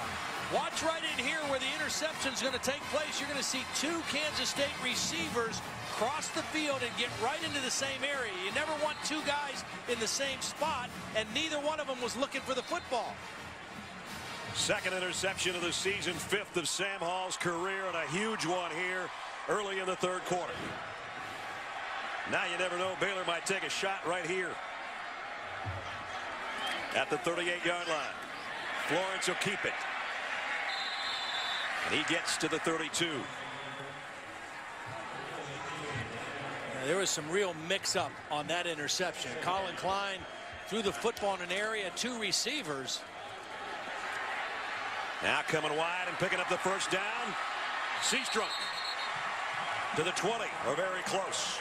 This guy, when he came here, a transfer from Oregon, he's a native of Texas, transferred from Oregon, sat out his first year, and they thought this year he would just step right in and be a big-time player. It's taken him a while to learn the offense and get comfortable, but the last 3 or 4 games, a much bigger factor. This time Florence rides it to him and comes the other way. Nick Florence to the 5. 1st and goal. Ball out at the end. A hand battle with Jared Milo, but it's 1st and goal for Baylor. Nice read, and they blocked the outside guy, which was Ryan Mueller, number 44, so there was no guy turned loose. Nice fake by Florence. Get the defense running one way, bring it back out the backside. Glasgow Martin in the backfield now. He's going to get the carry straight ahead. Touchdown, Bears.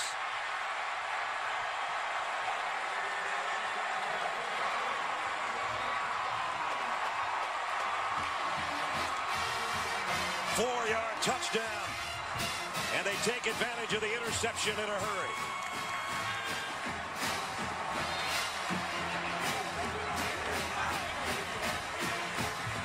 We told you at the top of the show, Baylor can score points.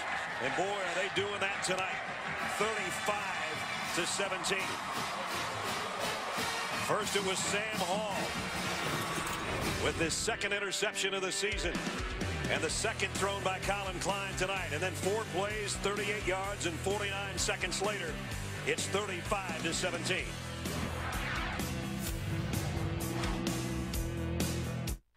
Well, when they got near the end zone, they went to their big package. Glasgow Martin right here, he's 220 pounds. The lead back right here, the fullback, he's 260 pounds. Watch the block that Niver gets on Meshach Williams to open this up.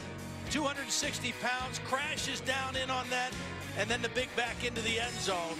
They put their heavy-duty guys in there close to the goal line, and the running game of Baylor tonight, I think, has surprised Kansas State. 4 straight runs on that drive, including Florence doing some of the damage to get it down to 1st and goal. And now it's a 3-possession game here early in the 3rd quarter. Aaron Jones to kick.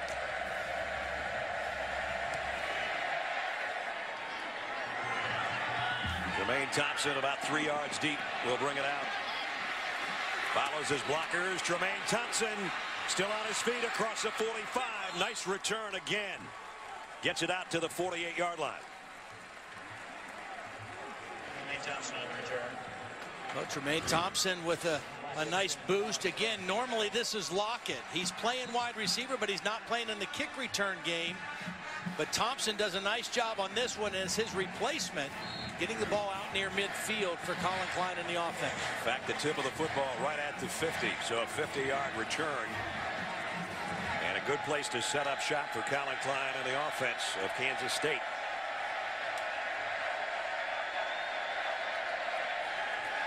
Klein on 1st down, pumps, now comes over the middle, in and out, and almost intercepted again. In and out of the hands of his intended receiver. That was dangerous again. He wanted to go to Hubert coming out of the backfield. Hubert's going to release, and Colin Klein thinks he's going to go there right away, and he had to pull the ball down. It wasn't open. He tried to come off to an underneath receiver, and the ball kind of sailed on him. Luckily, another play for him, though. 2nd down and 10.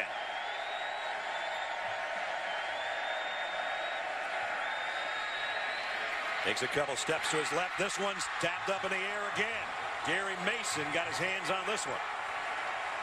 Boy, I'm sure there's people here in Floyd Casey Stadium that are saying, where has this defense been all year? Giving up 520 yards a game coming in. They have just been all over the place, harassing Colin Klein in this Wildcat offense. Collins 0 for 5 with an interception so far in the 3rd quarter. Now it's 3rd and 10. Set to throw again. Waits and now fires far side. Too high, too wide for Harper. And it's 4th down. Too many long yardage 3rd down situations. You know, coming in, Kansas State 50% conversions on 3rd down. But a huge difference when it's 3rd and 1 to 6 compared to when it's 3rd and 7 plus. There's 65% on the shorter yardage and only 26% on the longer yardage, and too many 3rd and 10s tonight for Kansas State. And that's produced the third 3 and outs right now for Kansas State as Gore punts. And it bounces at the 2. I think they're going to down it at the 1-yard line. As long as the ball doesn't cross into the plane, your feet can be in the end zone as long as the ball doesn't cross, and I think that's going to be a nice job downing the football inside the 1-yard line for Kansas State. Marcus Hyde, I think, is the guy that got down there. So Baylor's got a big lead, but they're in a deep hole at their own 1 when we come back.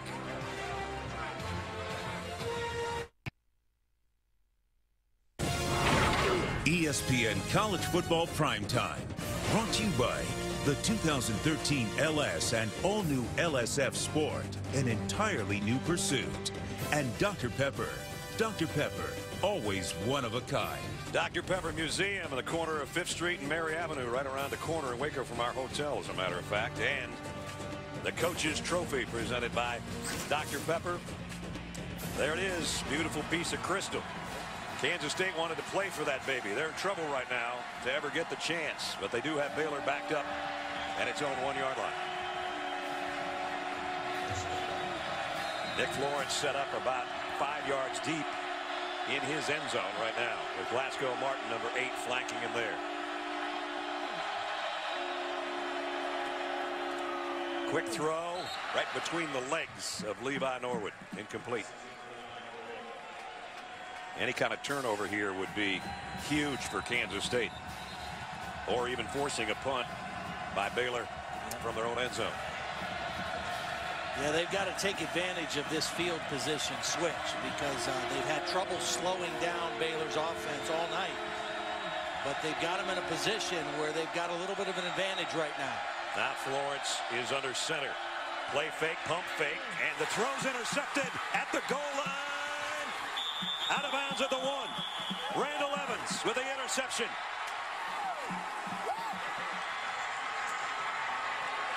Wow. Can't make a defensive play much better than that, but that ball shouldn't have been thrown. Nope. Terrence Williams was the designed receiver. I don't think Florence could see. I think the pressure was in his face, and he couldn't see that his guy was covered so well by the end zone. Watch the pressure right into the pocket. I don't think Florence saw the defender, and an ill-advised throw, and you called it a turnover right here, and all of a sudden Kansas State right back where they wanted to be. The previous play is under review. Well, that's a turnover, so they'll look at it, but I don't think there's any doubt in anyone's mind that Randall Evans' interception will set up Kansas State at the 1. They may be looking as a replay to see if he scored or not, if it's a touchdown. Did the ball cross the plane after Evans had possession? Boy, that's close. He actually had a foot in the end zone, but I don't know that the ball got across. That's what they're looking at. Scott Novak will talk with Terry Turlington, replay official. Boy, as good as Nick Florence has played tonight, he has made 2 really bad decisions, and they both have been interceptions. And this one was even worse because it was from his own end zone. First time he threw out a shotgun on first down. This is the second pass from the end zone. And there you see basically the left foot of Evans is in the end zone, but whether the ball is or not, I don't know. The ball just has to cross the plane, just any piece of the football. It doesn't matter if his foot's in the end zone, if the ball is not. After review, the ruling on the field is confirmed. However, the runner in progress was stopped at the half-yard line. First and goal, Kansas State at the half-yard line. Got it right, I think. I think it's a good call. But it's first and goal inside the 1. Well, you would expect this is Colin Klein time here also. Inside the 1, go under center and go quarterback sneak with a guy 6'5", 230 pounds. They're waiting for the 3 officials, including the referee, to get back from the long run on the replay. Klein, touchdown, Kansas State. Took him 1 play to capitalize on the interception. This is when you find out about the character of a championship team. You know, guys, teams are going to get tested down the stretch. A team like Baylor, this could make their season to upset the #1 team in the country. So you have to find out, you know, if you want to win a championship, you're going to have to win a game or find a way to win a game like this somewhere along the line. And Kansas State is being put to that test right now. Cantelli, point after, is good. 12:25 remaining in the third quarter. It's been an action-packed 2.5 minutes of this second half. First of all, the interception by Randall Evans. 5 seconds later, Colin Klein, the Heisman hopeful, from a yard out. It's 35-24 in Waco. And the 49ers at 6-2, division leaders. So, 1 play after an interception at the 1-yard line that Nick Florence should have never let leave his hand. Kansas State has closed the gap to 11. Again, a short kick taken at the 16 by Darius Jones, and he only got to about the 22. And we check in with Reese Davis. Reese? Brad, SportsCenter right now brought to you by Discover Card on ABC. Oregon has taken the lead on Stanford. DeAnthony Thomas, that finished a 16-play, 95-yard drive. On the first snap afterwards, Stanford fumbled on a play in which they got a first down. So Oregon has the ball inside the 35 of the Cardinal now. Let's see if Nick Florence is affected by that last throw. Starts at the 22-yard line for the Baylor offense this time. They have short-term memory loss, man. You got to step right back into the saddle, right back into the fire and make plays. Play action Florence comes up firing, but it's a one-hopper. Incomplete.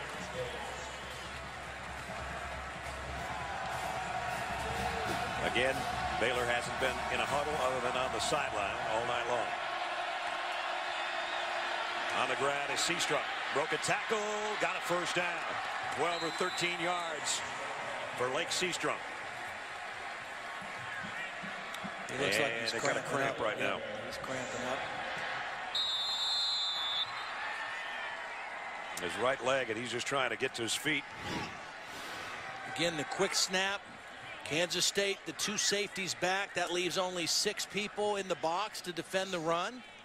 And Baylor has punished them with their running game all night when they've done that. There's the numbers for Lake. 97 yards on 12 carries. Baylor's got 185 rushing yards tonight.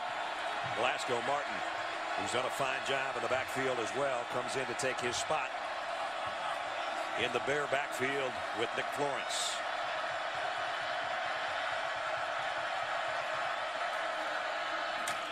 And he'll get the call. Gets out to the 39. See, again, the reason that Baylor is leaning on their run so heavily is because you have one of two choices as a defense. If you play both safeties back, that means the numbers in here favor run. The only option is to take one of those safeties and drop him down in the box to defend the run. That makes you weaker against the pass.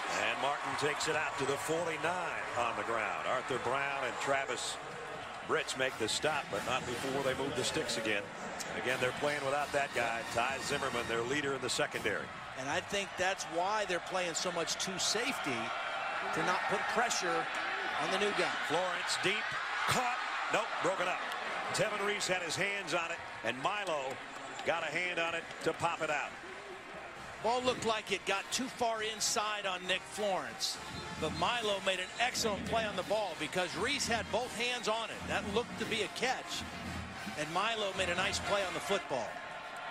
Nick Florence has only hit on one of his last 6. He's got 3 wideouts to the top, and now 1 in motion back across the field on 2nd and 10. Arthur Brown makes a stop on Martin as he crosses into Kansas State territory. It's a big play right here for Nick Florence because Kansas State trying to substitute. They go quick in a hurry. They try a draw play. Stiff arm and somersaulting is Martin out about 2 yards shy of the first down. It's 4th. Now Baylor is known to go for it on 4th down. They like doing that. They've tried to go for it 23 times so far this season. They've made 17. And it looks like Art Briles is not even thinking about punting here. So they roll the dice at the 44-yard line. And now they've got to wait for Kansas State to get their defense out there. Because Baylor substituted, you have to allow Kansas State time to substitute, and that enables them to get set up. Now, on the 3rd down play, they didn't do that. But on the 4th down play, they allowed him to get set. Huge play here. Florence, low snap. He got it into his tailback's gut, and he got the first down. Glasgow Martin blasts his way to the 40. So they convert their 18th 4th down of the year. Now do you take a shot right here? You just punched him in the gut with a 4th down conversion. Do you take a shot down the field for a big play? Lawrence, play action. Fires near side, complete. On the move, Terrence Williams. And Terrence Williams has got it down around the 23-yard line. And again, they run up to the line, and I mean they run up to the line. First down, Baylor. Martin, big hole left side. Martin out of bounds with a flag down around the 11. Might have a holding call here. Holding, offense, number 78, 10-yard penalty, first down. Ivory Wade, the center. Yeah, when a referee throws a flag and the flag actually hits the player, you pretty much know the penalty was on you. Ivory Wade was a starting left tackle for 3 years. He's a center now. He just had a takedown right in the middle of the play. So it would have been 1st and goal. Instead, it's back at the 34-yard line. Seastruck back in After having his leg cramp up, Florence is going to be dropped for a loss here of a couple. Nice play by Meshach Williams that time. Didn't get fooled, stayed at home, played discipline, and made the play on the quarterback. Now again, Baylor's got receivers running all over the field. And again, Kansas State runs extra defensive backs in. 5 wideouts for Nick Florence on a 2nd and 22.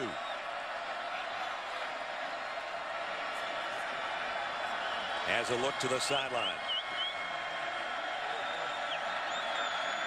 And we'll step back into an empty backfield.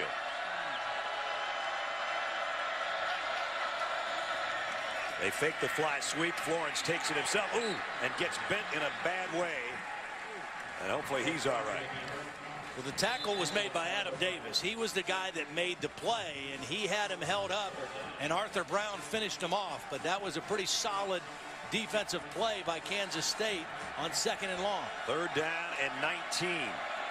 This isn't exactly field goal range right now. And again, an empty set. Florence was under center. Now we'll see if he stays there. Now in the shotgun. 4-man rush. Throws. Going to be a flag back there or not? Wow. I sure thought there was going to be. Florence got pressure. And at first I thought he was just throwing it away, but he was just giving his guy a chance. Oh, boy. Yeah, there's contact, there's a grab, there's all kind of stuff going on. And again, it was Dante Barnett, the freshman. He's got a hold of the jersey, and he made contact when the ball was in the air. That clearly should have been an interference call on Barnett. So now they will try a long field goal. Aaron Jones has hit from 58 this year. Timeout, Baylor. First charge of the 2nd half. And Baylor's going to take a timeout. Fans still upset that there wasn't a flag on the last play. 8:03 remaining 3rd quarter.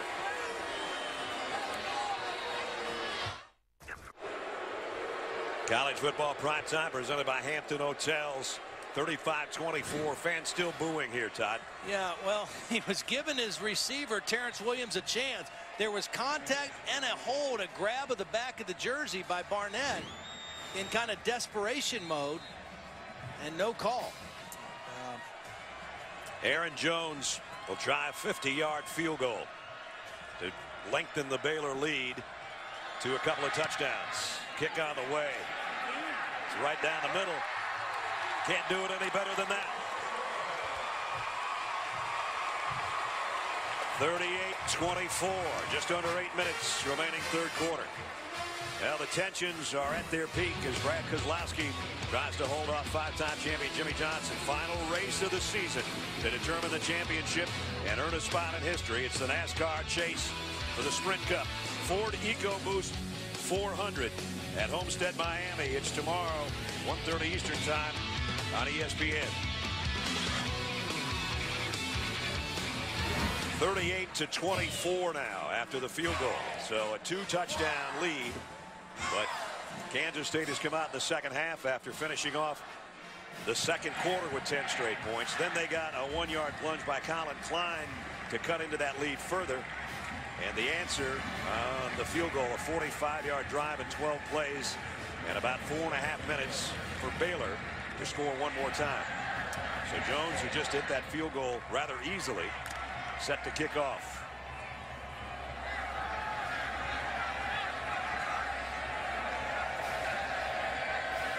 Again, back deep. Tremaine Thompson, who had a nice return, the longest of his season on the last kickoff. This one might be too deep for any kind of return. He'll take a knee, and they'll bring it out to the 25. Well, when you're a Heisman Trophy candidate and you're the #1 guy going in, here's your ball game. Go get them. This is it. I mean, you know, to win the Heisman Trophy, you have to have defining games, defining moments. And Colin Klein has one of those moments right now. His team is down 2 touchdowns. They're on the road. They're the #1 team in the country. This is what, he couldn't ask for a better situation to be in. Last year in the game in Manhattan that they won 36-35 over Baylor, they scored 10 points in the fourth quarter to come back and win. They've got to come back even further than that in this one. He's thrown 2 interceptions tonight. First time he's ever done that. Here's a double end around, and Thompson is collared and dropped by Eddie Lackey, and a loss of 11. Wow. A long developing play. You hope the defense is flowing one way. The discipline by Lackey, staying at home on the backside. And a huge hole on this drive right away for Kansas State.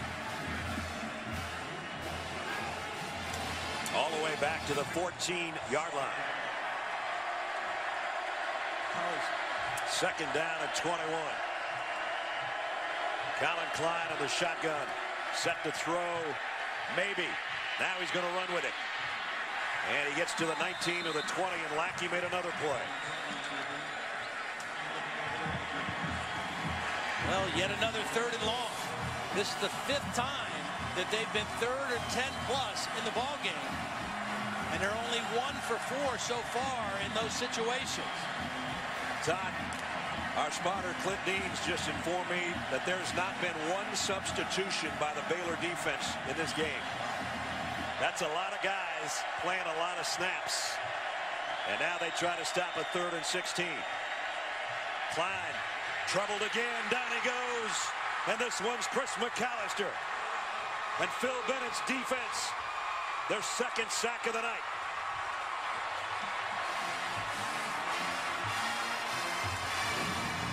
Just an inside move. McAllister beats the right tackle. Tavon Rooks gets in there right into the body of Colin Klein. Klein, not enough time to make a play on that one. Just a 4-man rush, and they whip the offensive front. And now Doerr's got a kick from his own end zone. Should get good field position out of this. High towering kick, but a fair catch taken at the 47-yard line. 4th 3 and out for Kansas State tonight. Let's check in with Holly. Baylor's defensive coordinator tonight, Phil Bennett, was working for Bill Snyder back in 2000 at Kansas State. When his wife Nancy was jogging and struck by lightning, she subsequently died, leaving Phil with 2 young children under the age of 10. He was going to quit coaching, move back to Texas and raise his children, but Bill Snyder said absolutely not. He hired him a nanny. At times, Bill Snyder even babysat himself, helping young Maddie with her homework in his office after school. Maddie's in the stands tonight. She met with Bill Snyder before the game, and she got all choked up saying he's been like a grandfather to me. But how ironic that Phil Bennett wouldn't be in coaching if it wasn't for Snyder tonight. Boy, and he's trying to ruin the dream of Coach Snyder. And right now, Baylor has done a remarkable job with their defense tonight. A defense that's been beaten on and beleaguered. Comes in giving up 520 yards a game, as Todd said earlier. And tonight, they've done a great job against the #1 team in the country. Florence going long. Manziel caught. Terrence Williams. 1st and goal. Baylor. Terrence Williams is the big-time, big-play guy. Coming in, leading the nation, 159 yards per game in receptions. He just goes and gets it. Florence knows he can throw it out there for him. Williams gets it. 43 yards down to the 9. And now Seastrunk went the wrong way, and Barnett made a play, and a loss on that one. A little surprised Seastrunk in there at that point. When they get inside the 20, they've had a lot of success with Glasgow Martin in the bigger back running instead of Seastrunk. Well, they switch it up now, exactly when you're talking about it. So 2nd down and goal, but back outside the 15. Oh, if they get another touchdown here, it is a long way to go for the Wildcats. Jordan Nyber, the tight end's on a wing there. He's going to be a blocker. Now he gets out of the way, and here's going to be a Baylor touchdown. Glasgow Martin.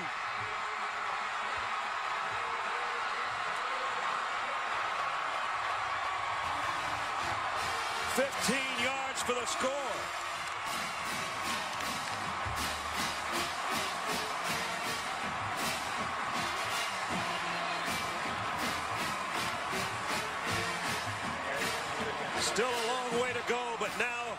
The hill just got a lot taller for #1 Kansas State to climb. In fact, it's a mountain now. Well, there's going to be an unblocked guy in the middle of the play right here. Jarrell Childs, the linebacker, is going to fill in and be right here, but he's going to miss the tackle. He's not blocked, but he's going to miss a tackle, and that's going to end up in a touchdown. Bad angle by the safety, Milo, also. That's just poor fundamental defense by Kansas State, and another touchdown for this guy, Glasgow Martin. Still a lot of football left, almost 20 minutes. But now the lead is 3 touchdowns for Baylor. And as Colin Klein and the Kansas State offense have 3 touchdowns in it. And can Kansas State's defense stop Baylor's offense? Those are the 2 big questions to be answered in Waco as we roll along here in the 3rd quarter.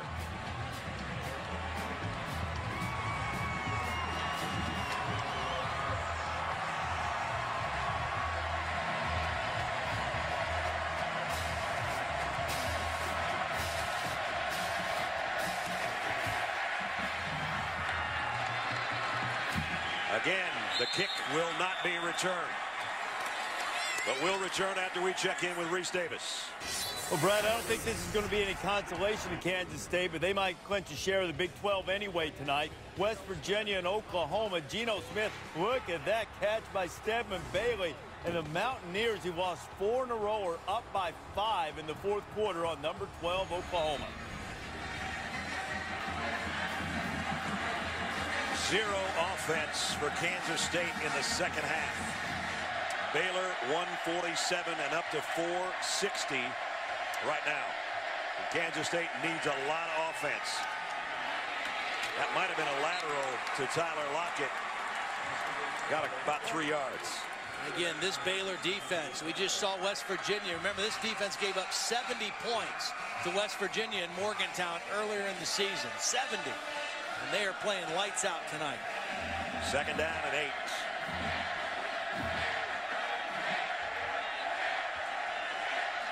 Klein, the throw to the outside is complete. Forward progress is going to be kind of close to the 1st down. I think it's going to be about a yard shy. The good news for Kansas State is there's still a lot of time left. The bad news is their defense has no answers for Nick Florence and the Baylor offense. The only time they've been stopped is when Nick Florence's interceptions have stopped them.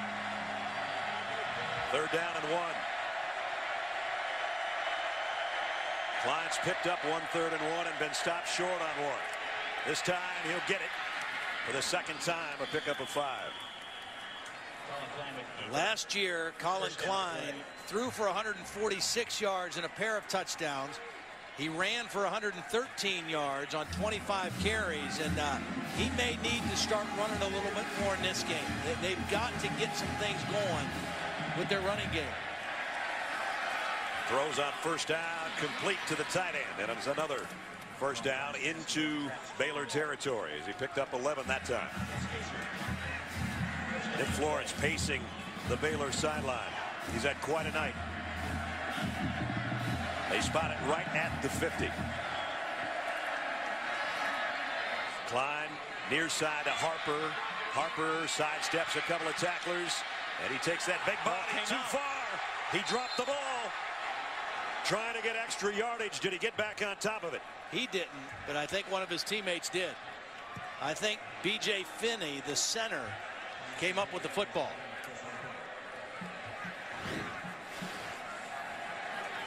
You're always afraid of this when a guy's fighting for extra yardage. The ball clearly came out. Terrence Lloyd punched it out. Klein throws complete to Harper again. Broke 1 tackle, and now a stiff arm as he streaks down the sideline to the 28-yard line. 15 more yards on the pass play. Nice drive going here.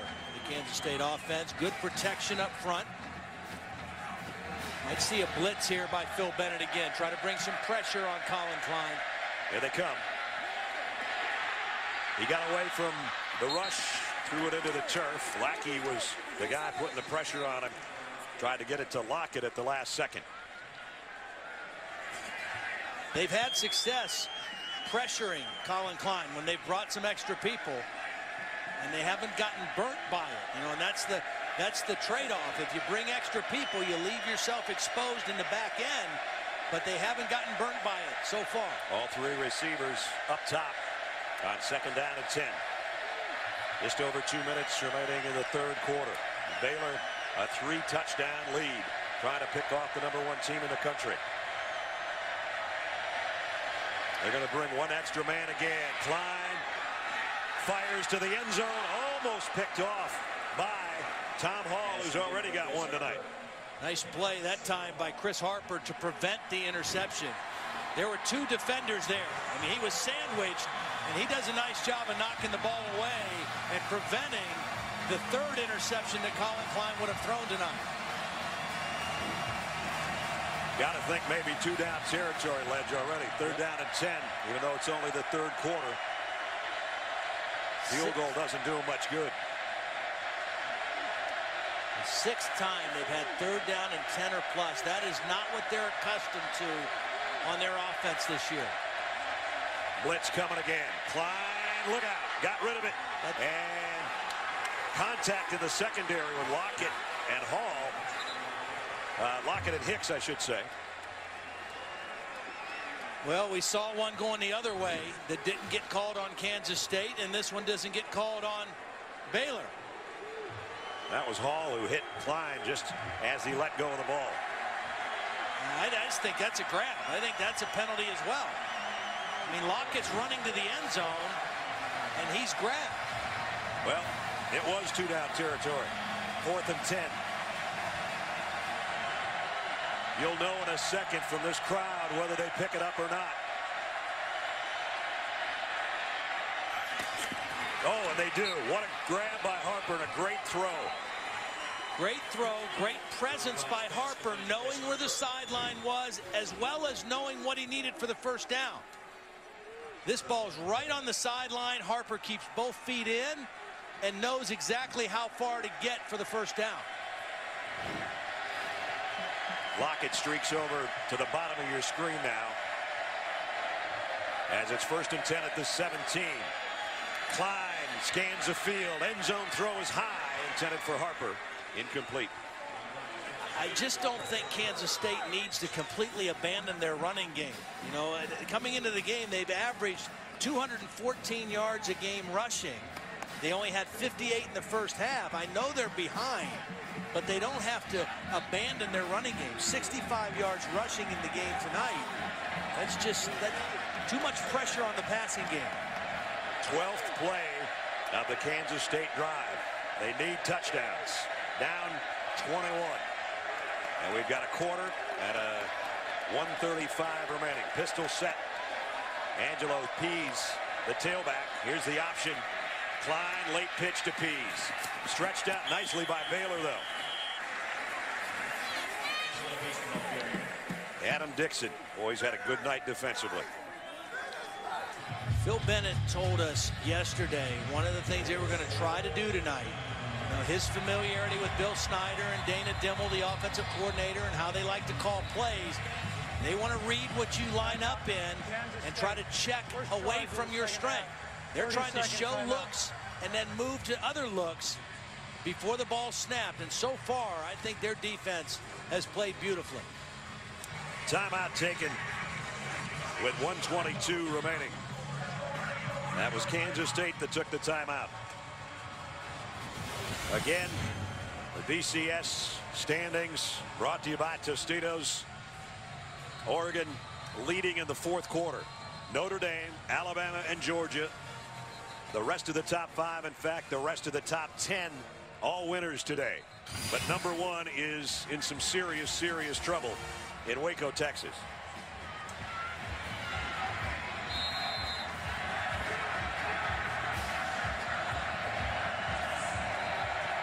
Empty backfield on 3rd and 10. 7th time now, 3rd and 10 plus. At the 17-yard line. They shift some wide receivers around. Terrell Miller sets up on a wing, and Klein's trying to get him out in the slot. Finally does. Got to hurry. Play clock. Klein throws to the end zone, trying to get it out to Terrell Miller. Coming out of a timeout, there shouldn't have been that much confusion on the play. Well, they showed a blitz late, and that's why Colin Klein tried to check late at the line of scrimmage. You know, they had one play called. Baylor showed a defense that changed at the last minute, and that was why Colin Klein tried to check late. They picked up 1 4th and 10 on this drive on the throw to the near side to Harper. Here they are with another 4th down. They need to get down to the 7-yard line. Colin Klein going to go to the end zone, intercepted in the end zone. And taking a knee, back there is Joe Williams. 3rd interception of the night.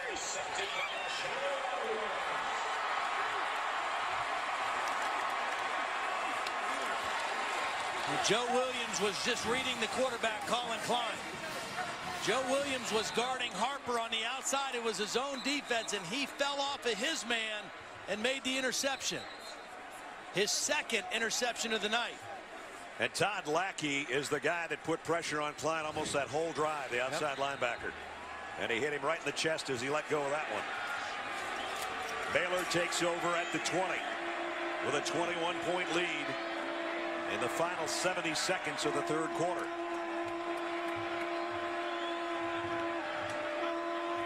Nick Florence keeps it on the ground, and this is Seastrunk. Lake Seastrunk, he might go. He's gone. Touchdown.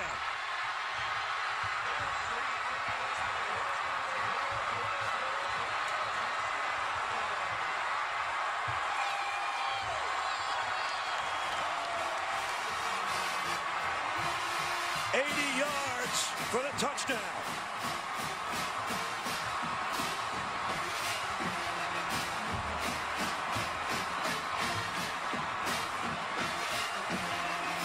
The longest play from scrimmage allowed by the Wildcats all year.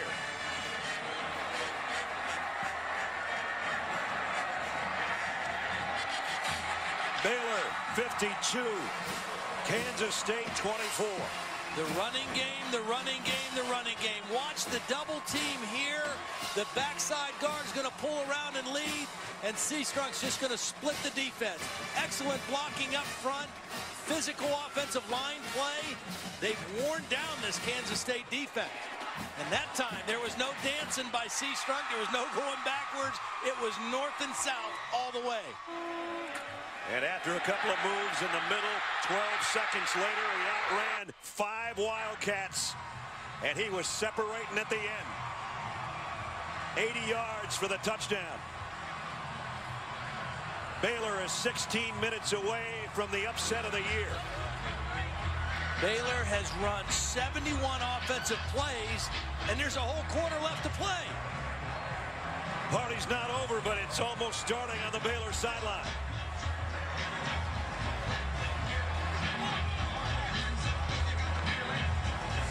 They decided not to wait the next 58 seconds for the jump around at the end of the 3rd quarter. They're starting it early. Jones to kick. Jermaine Johnson takes a knee. 58 seconds remaining in the 3rd quarter, and it's 52-24.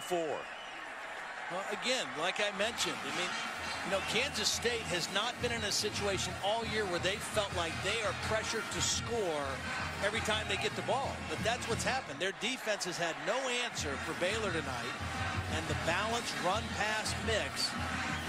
And Kansas State has played from behind in a big way all night. Even when they put some good drives together, it doesn't matter. They can't catch up.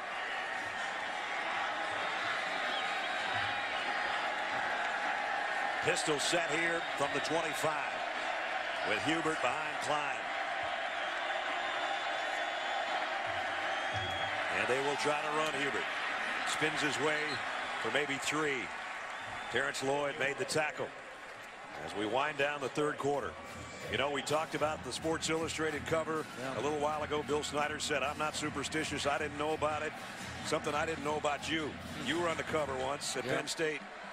Yeah, I'm not superstitious either, but we didn't play the next week, but we got beat our next game when we played Alabama. Now, we still were in a position to win the national championship when it was all said and done. I don't think the same would be true for Kansas State if they were not able to win this game so late in the season.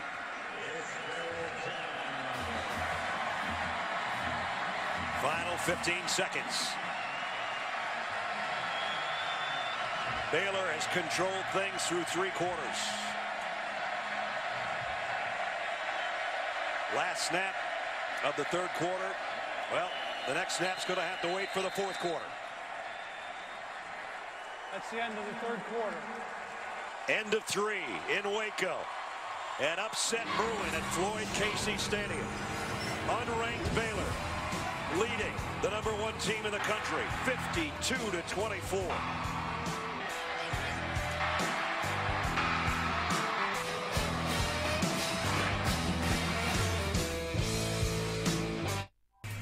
"15 minutes away from the shocker of the year. Baylor leading top-ranked Kansas State 52-24. With Todd Blackledge and Holly Rowe, Brad Nessler with you from Waco, Texas. 3rd down and 5. Kansas State to open the 4th.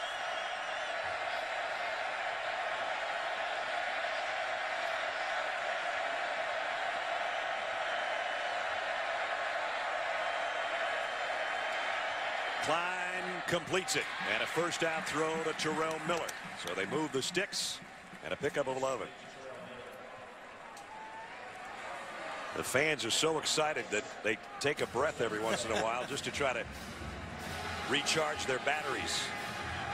3 wideouts come down to the bottom of your screen.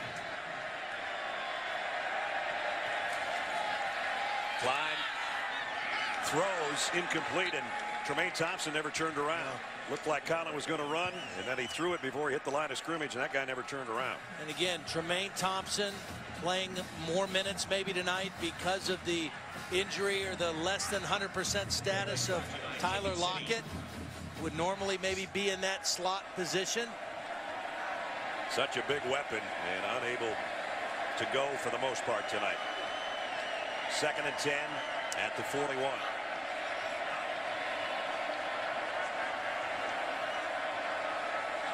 They creep up there like they're going to blitz. They do. Klein's hammered as he lets go, and Terrell Miller dropped it on the far side. Boy, that blitz came up the middle like a rocket. Well, when you blitz, and if you don't get burned, you keep blitzing. I mean, that's what Phil Bennett has decided here. He's got a big lead. They have not beat us deep when we've blitzed. So let's keep pressuring this big quarterback and see if he'll throw us another one. He's thrown 3 interceptions tonight. That was Chance Casey that came on the last blitz. 3rd and 10. Just a 4-man rush here. Klein fires. Good throw and catch to Chris Harper. 1st down, Wildcats. They know they've got to hurry now. It's not a whole lot of huddling going on either side the rest of the way. Well, I think if you're Kansas State, you got to speed up. If you're Baylor, even though it's not your style, you got to slow down a little bit when you get the ball back, because the clock is your friend now. Snap infraction on the offense. Number 66. 5-yard penalty. 1st down. E.J. Finney, the center. So that's 1st and 15 back at the 47. A penalty-riddled night by a team that just doesn't commit penalties, or at least hadn't through 10 weeks. They've got 6 tonight.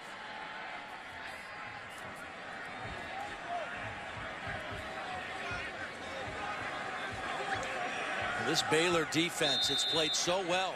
Playing tonight without their 2 best corners, K.J. Morton, Dimitri Goodson, who both were injured earlier in the year.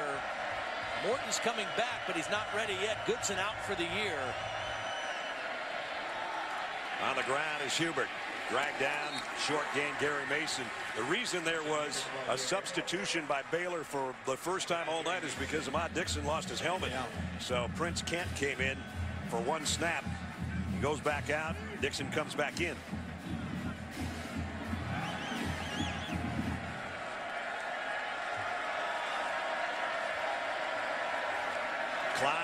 Quick throw on the slant. Not a lot of slant to it, though. But Harper, that big body fighting for extra yardage, ball comes out at the end, but it's covered by Keenan Taylor anyway. I think the best thing that Baylor has done tonight is they've limited the games.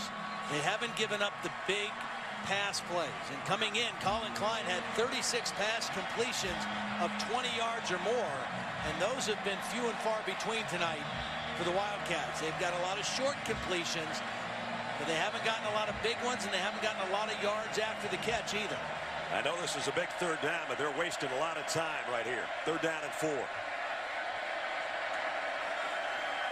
And the clock is their enemy. So is the scoreboard. Here comes a blitz on Klein. Leveled as he threw. Bryce Hager again, the middle linebacker. Well, Bryce Hager's their leading tackler, and he said, Phil Bennett told us, you know, he's a little bit of a liability in coverage. Well, what do you do about that? You don't put him in coverage, you blitz him. And he's done a great job getting right into Colin Klein. And Klein was telling John Hubert, you got to get an inside move on him, at least give him a little piece of your shoulder and give me a chance. They're running out of chances. 4th and 4.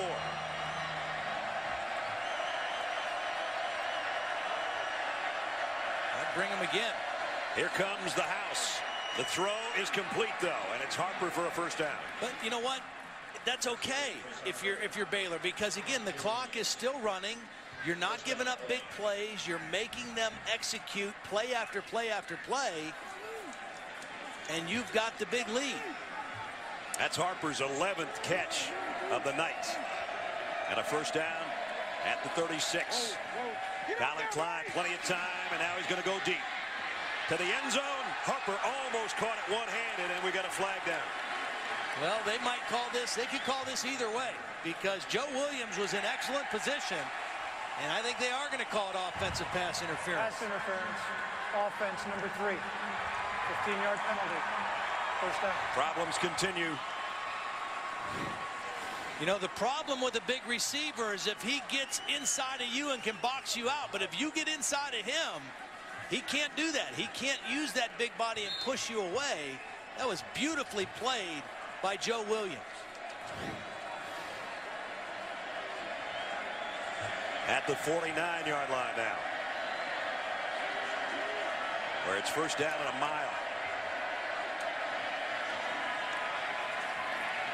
Klein rolling to throw, fires a strike down to the 35. Lockett took a big hit from Mike Hicks. Again, if they catch it, limit the game. Make a sure tackle. Mike Hicks just returned last week to the lineup, had a PCL knee injury. They missed him, and he's played well tonight as well. This entire defense has played outstanding tonight.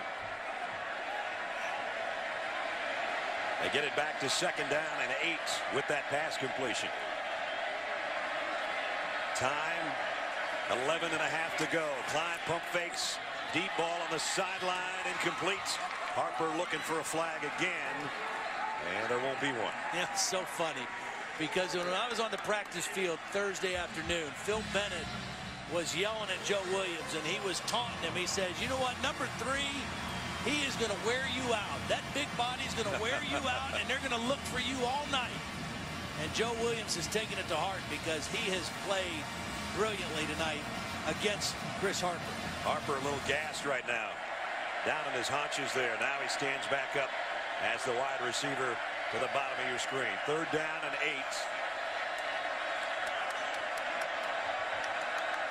8. Blitz coming again. Klein throws, completes, first down. And that's Tremaine Thompson right around the 25-yard line. Nice job that time by Hubert picking up the blitz. You know, and if they bring more than you can block, the key is block from the inside out. If you turn anybody loose, make sure he's the widest rusher. Don't let somebody get turned loose inside.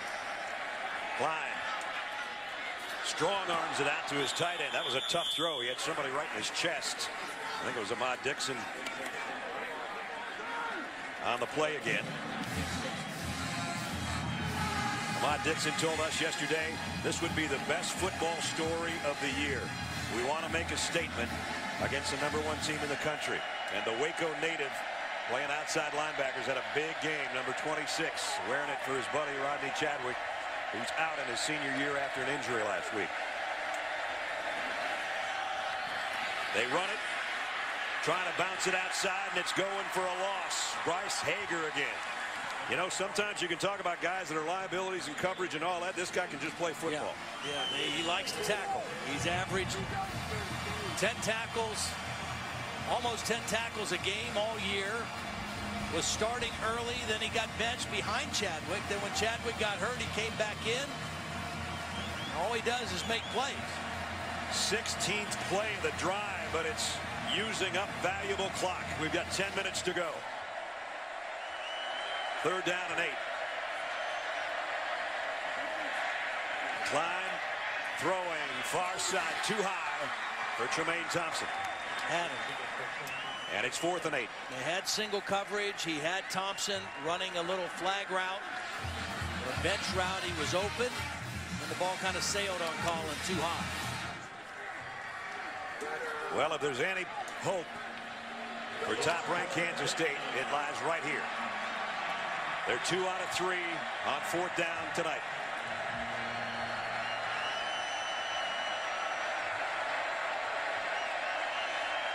A lot of shifting on that Baylor defense. They've got to get down to the 15, Kansas State, for a 1st down. Klein lofts one. Caught by the tight end on the run, and it's 1st and goal at the 6. Nice touch on that pass to his big tight end, the senior out of Overland Park, Kansas. Well, that one fooled the Baylor defense because they thought that guy was staying in to block. They didn't anticipate him being released in the route. A good call on the sideline by Dana Dimmel and a huge conversion. 1st and goal for the Wildcats.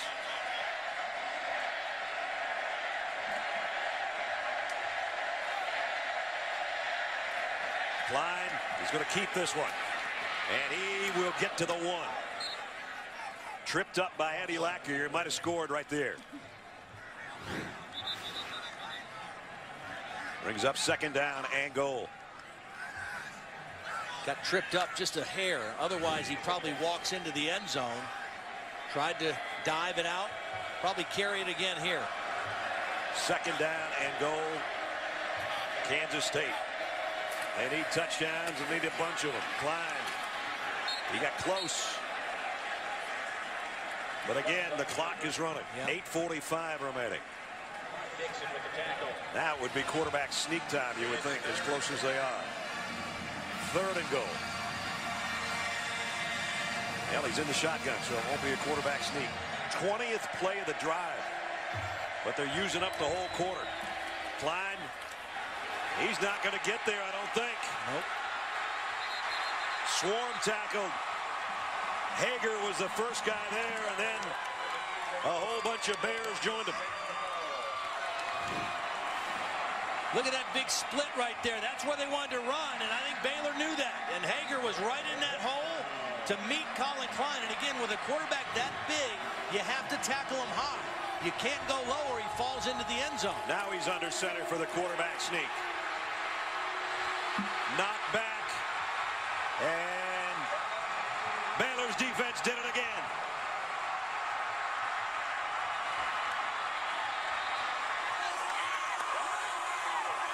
Goal line stand.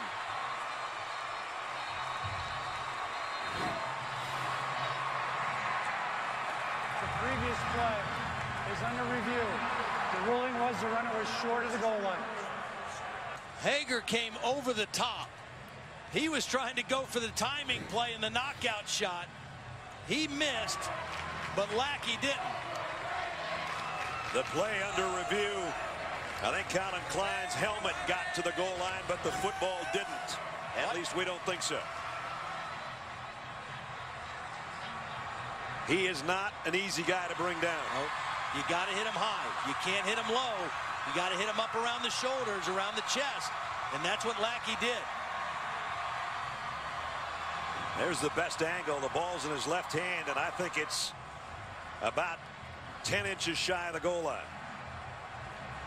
That was the ruling on the field, but we'll wait and see what the replay officials have to say. if they indeed did stop him.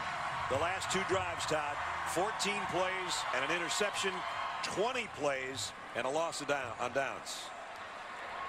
After review, the ruling on the field stands. The runner was short of the goal.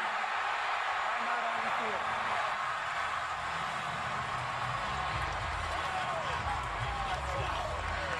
Wow, I haven't seen a sideline like this in a long, long time. A defense that couldn't stop anybody. Just about ready to carry their defensive coordinator off the field, and they will probably 8 minutes from now. Upset in the making in Waco.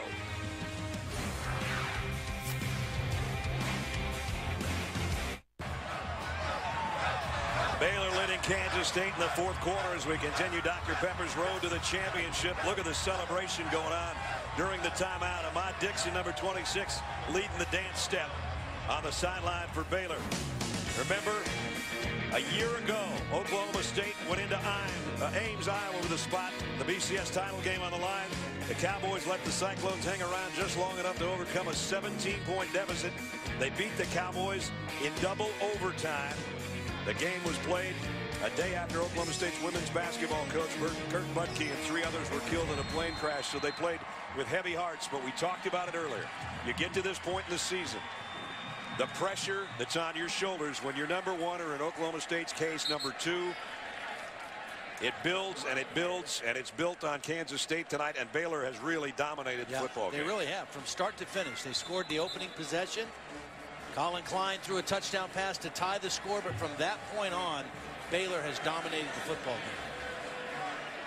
That guy's made only 2 mistakes tonight. One of them came in a similar situation when he tried to throw from the 1-yard line. I don't think we'll see much of that, but you never know. Threw an interception that led to a 1-yard Colin Klein touchdown 1 play later. And a low snap, and busting out of it is Glasgow Martin. And probably the bad snap was the best thing that could have happened. 16 yards up the middle. Yeah, no need to hand off. He just picked it up himself. Huge gaping hole there. You can't say enough about the offensive line of Baylor tonight, because the running game and the balance has really caused problems for Kansas State. Glasgow Martin and Lake Seastruck have done a great job in that Baylor backfield running the football tonight. 318 rushing yards for Baylor on the night. This is a defense that held 6 teams under 100 yards rushing, and they averaged only giving up 98 yards a game rushing. One of the best in the country. And they're still moving the Martin pile. Wow. Got a rugby thing going on here.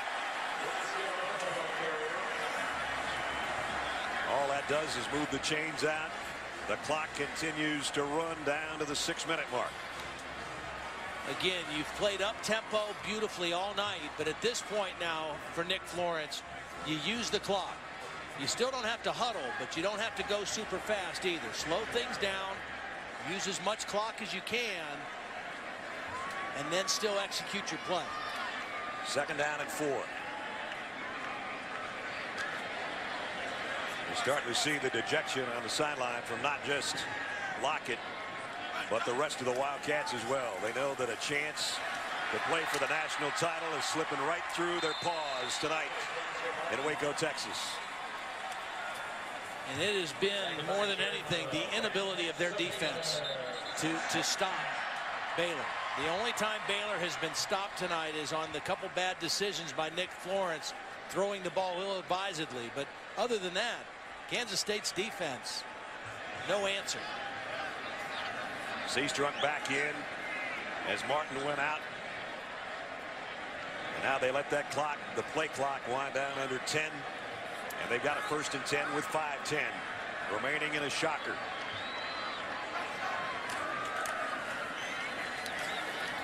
Drop for no gain. Arthur Brown with a stop on Seastruck. You know, we said at the very beginning of the show, when we talked to Art Briles yesterday, he seemed like he had a little bit of a chip on his shoulder. And he said very plainly, you know what, I think we're a good football team. And we had a few slip-ups early. They lost 4 games in a row, and they turned the ball over 13 times in those 4 games. And he was kind of angry. You know, he said, we're a much better team than our 4-5 record shows. And, boy, they've shown that tonight. No doubt.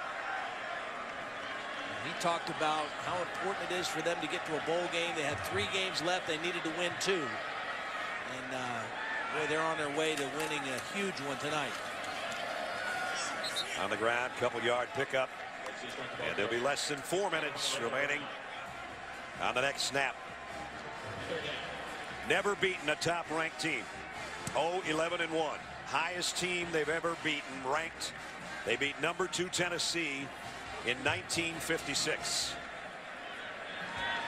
It's about to happen on this Saturday night.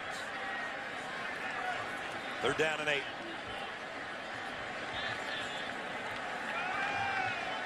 And Nick Florence, 2 bad passes, but the rest of the night he has been the general. Both running and passing. This time he gives it off to Seastrom. And he's going to have another 1st down. Ball came out at the end, but he covered it himself anyway. And his lead blocker's given him a glad hand there after he got 9 yards on 3rd and 8.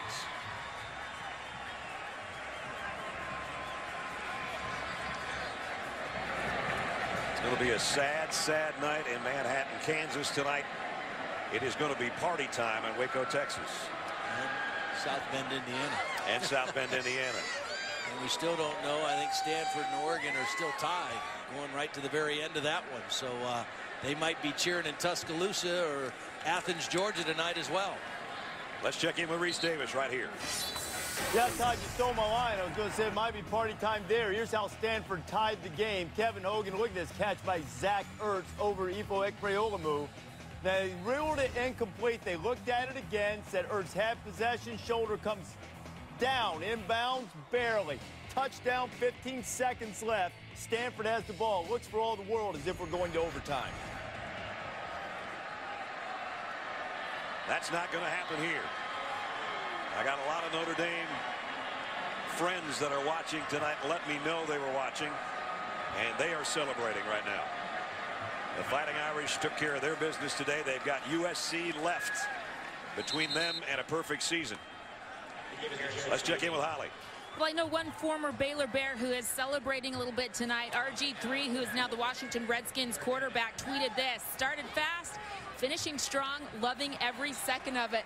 His partner in crime, Kendall Wright, that he threw to so much last year, is also here on the sideline supporting the Bears. He's now with the Titans. Baylor Nation rising up right now in appreciation. And you know, Ahmad Dixon, a guy who's had a brilliant night defensively for Baylor, said he had a lot of other offers, a Waco native, but he said RG3 and I got together with Coach Briles, and he convinced me that this was the place and that Coach Briles was going to make Baylor a winner. And he has, and they're going to win tonight in one of their biggest wins in school history in another minute 20 seconds. And Art Briles, there's a lot of energy around here. He says recruiting is going better than it's ever been since he's been here. They got a new stadium that's set to open in 2014, a beautiful setting right on the river. And this style of play is an attractive style to high school players because of the way they throw the football and how fast they play, similar to Oregon. You know, I mean, kids like to play in that kind of a style now. Todd, Baylor took 7 minutes off the clock, even though they have to punt. They took over with 7:51 remaining, and Roth kicks it away. Taken by Thompson at the 10. And unfortunately for Kansas State, there's no 28-point plays in the book in a half minute. Colin Klein will snap it up one more time, but Kansas State's going to fall tonight in Waco. All-State. This is one of 238 yards passing by Nick Florence. This one, a great catch by Terrence Williams that led to a touchdown. Kansas State, they've got the ball at the 26-yard line.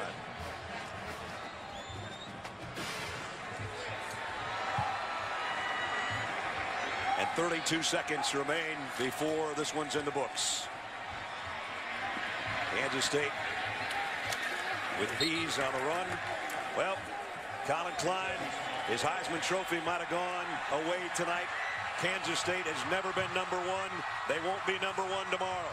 Waco, Texas is party central right now. They've never beaten a #1 team in the country. They have now.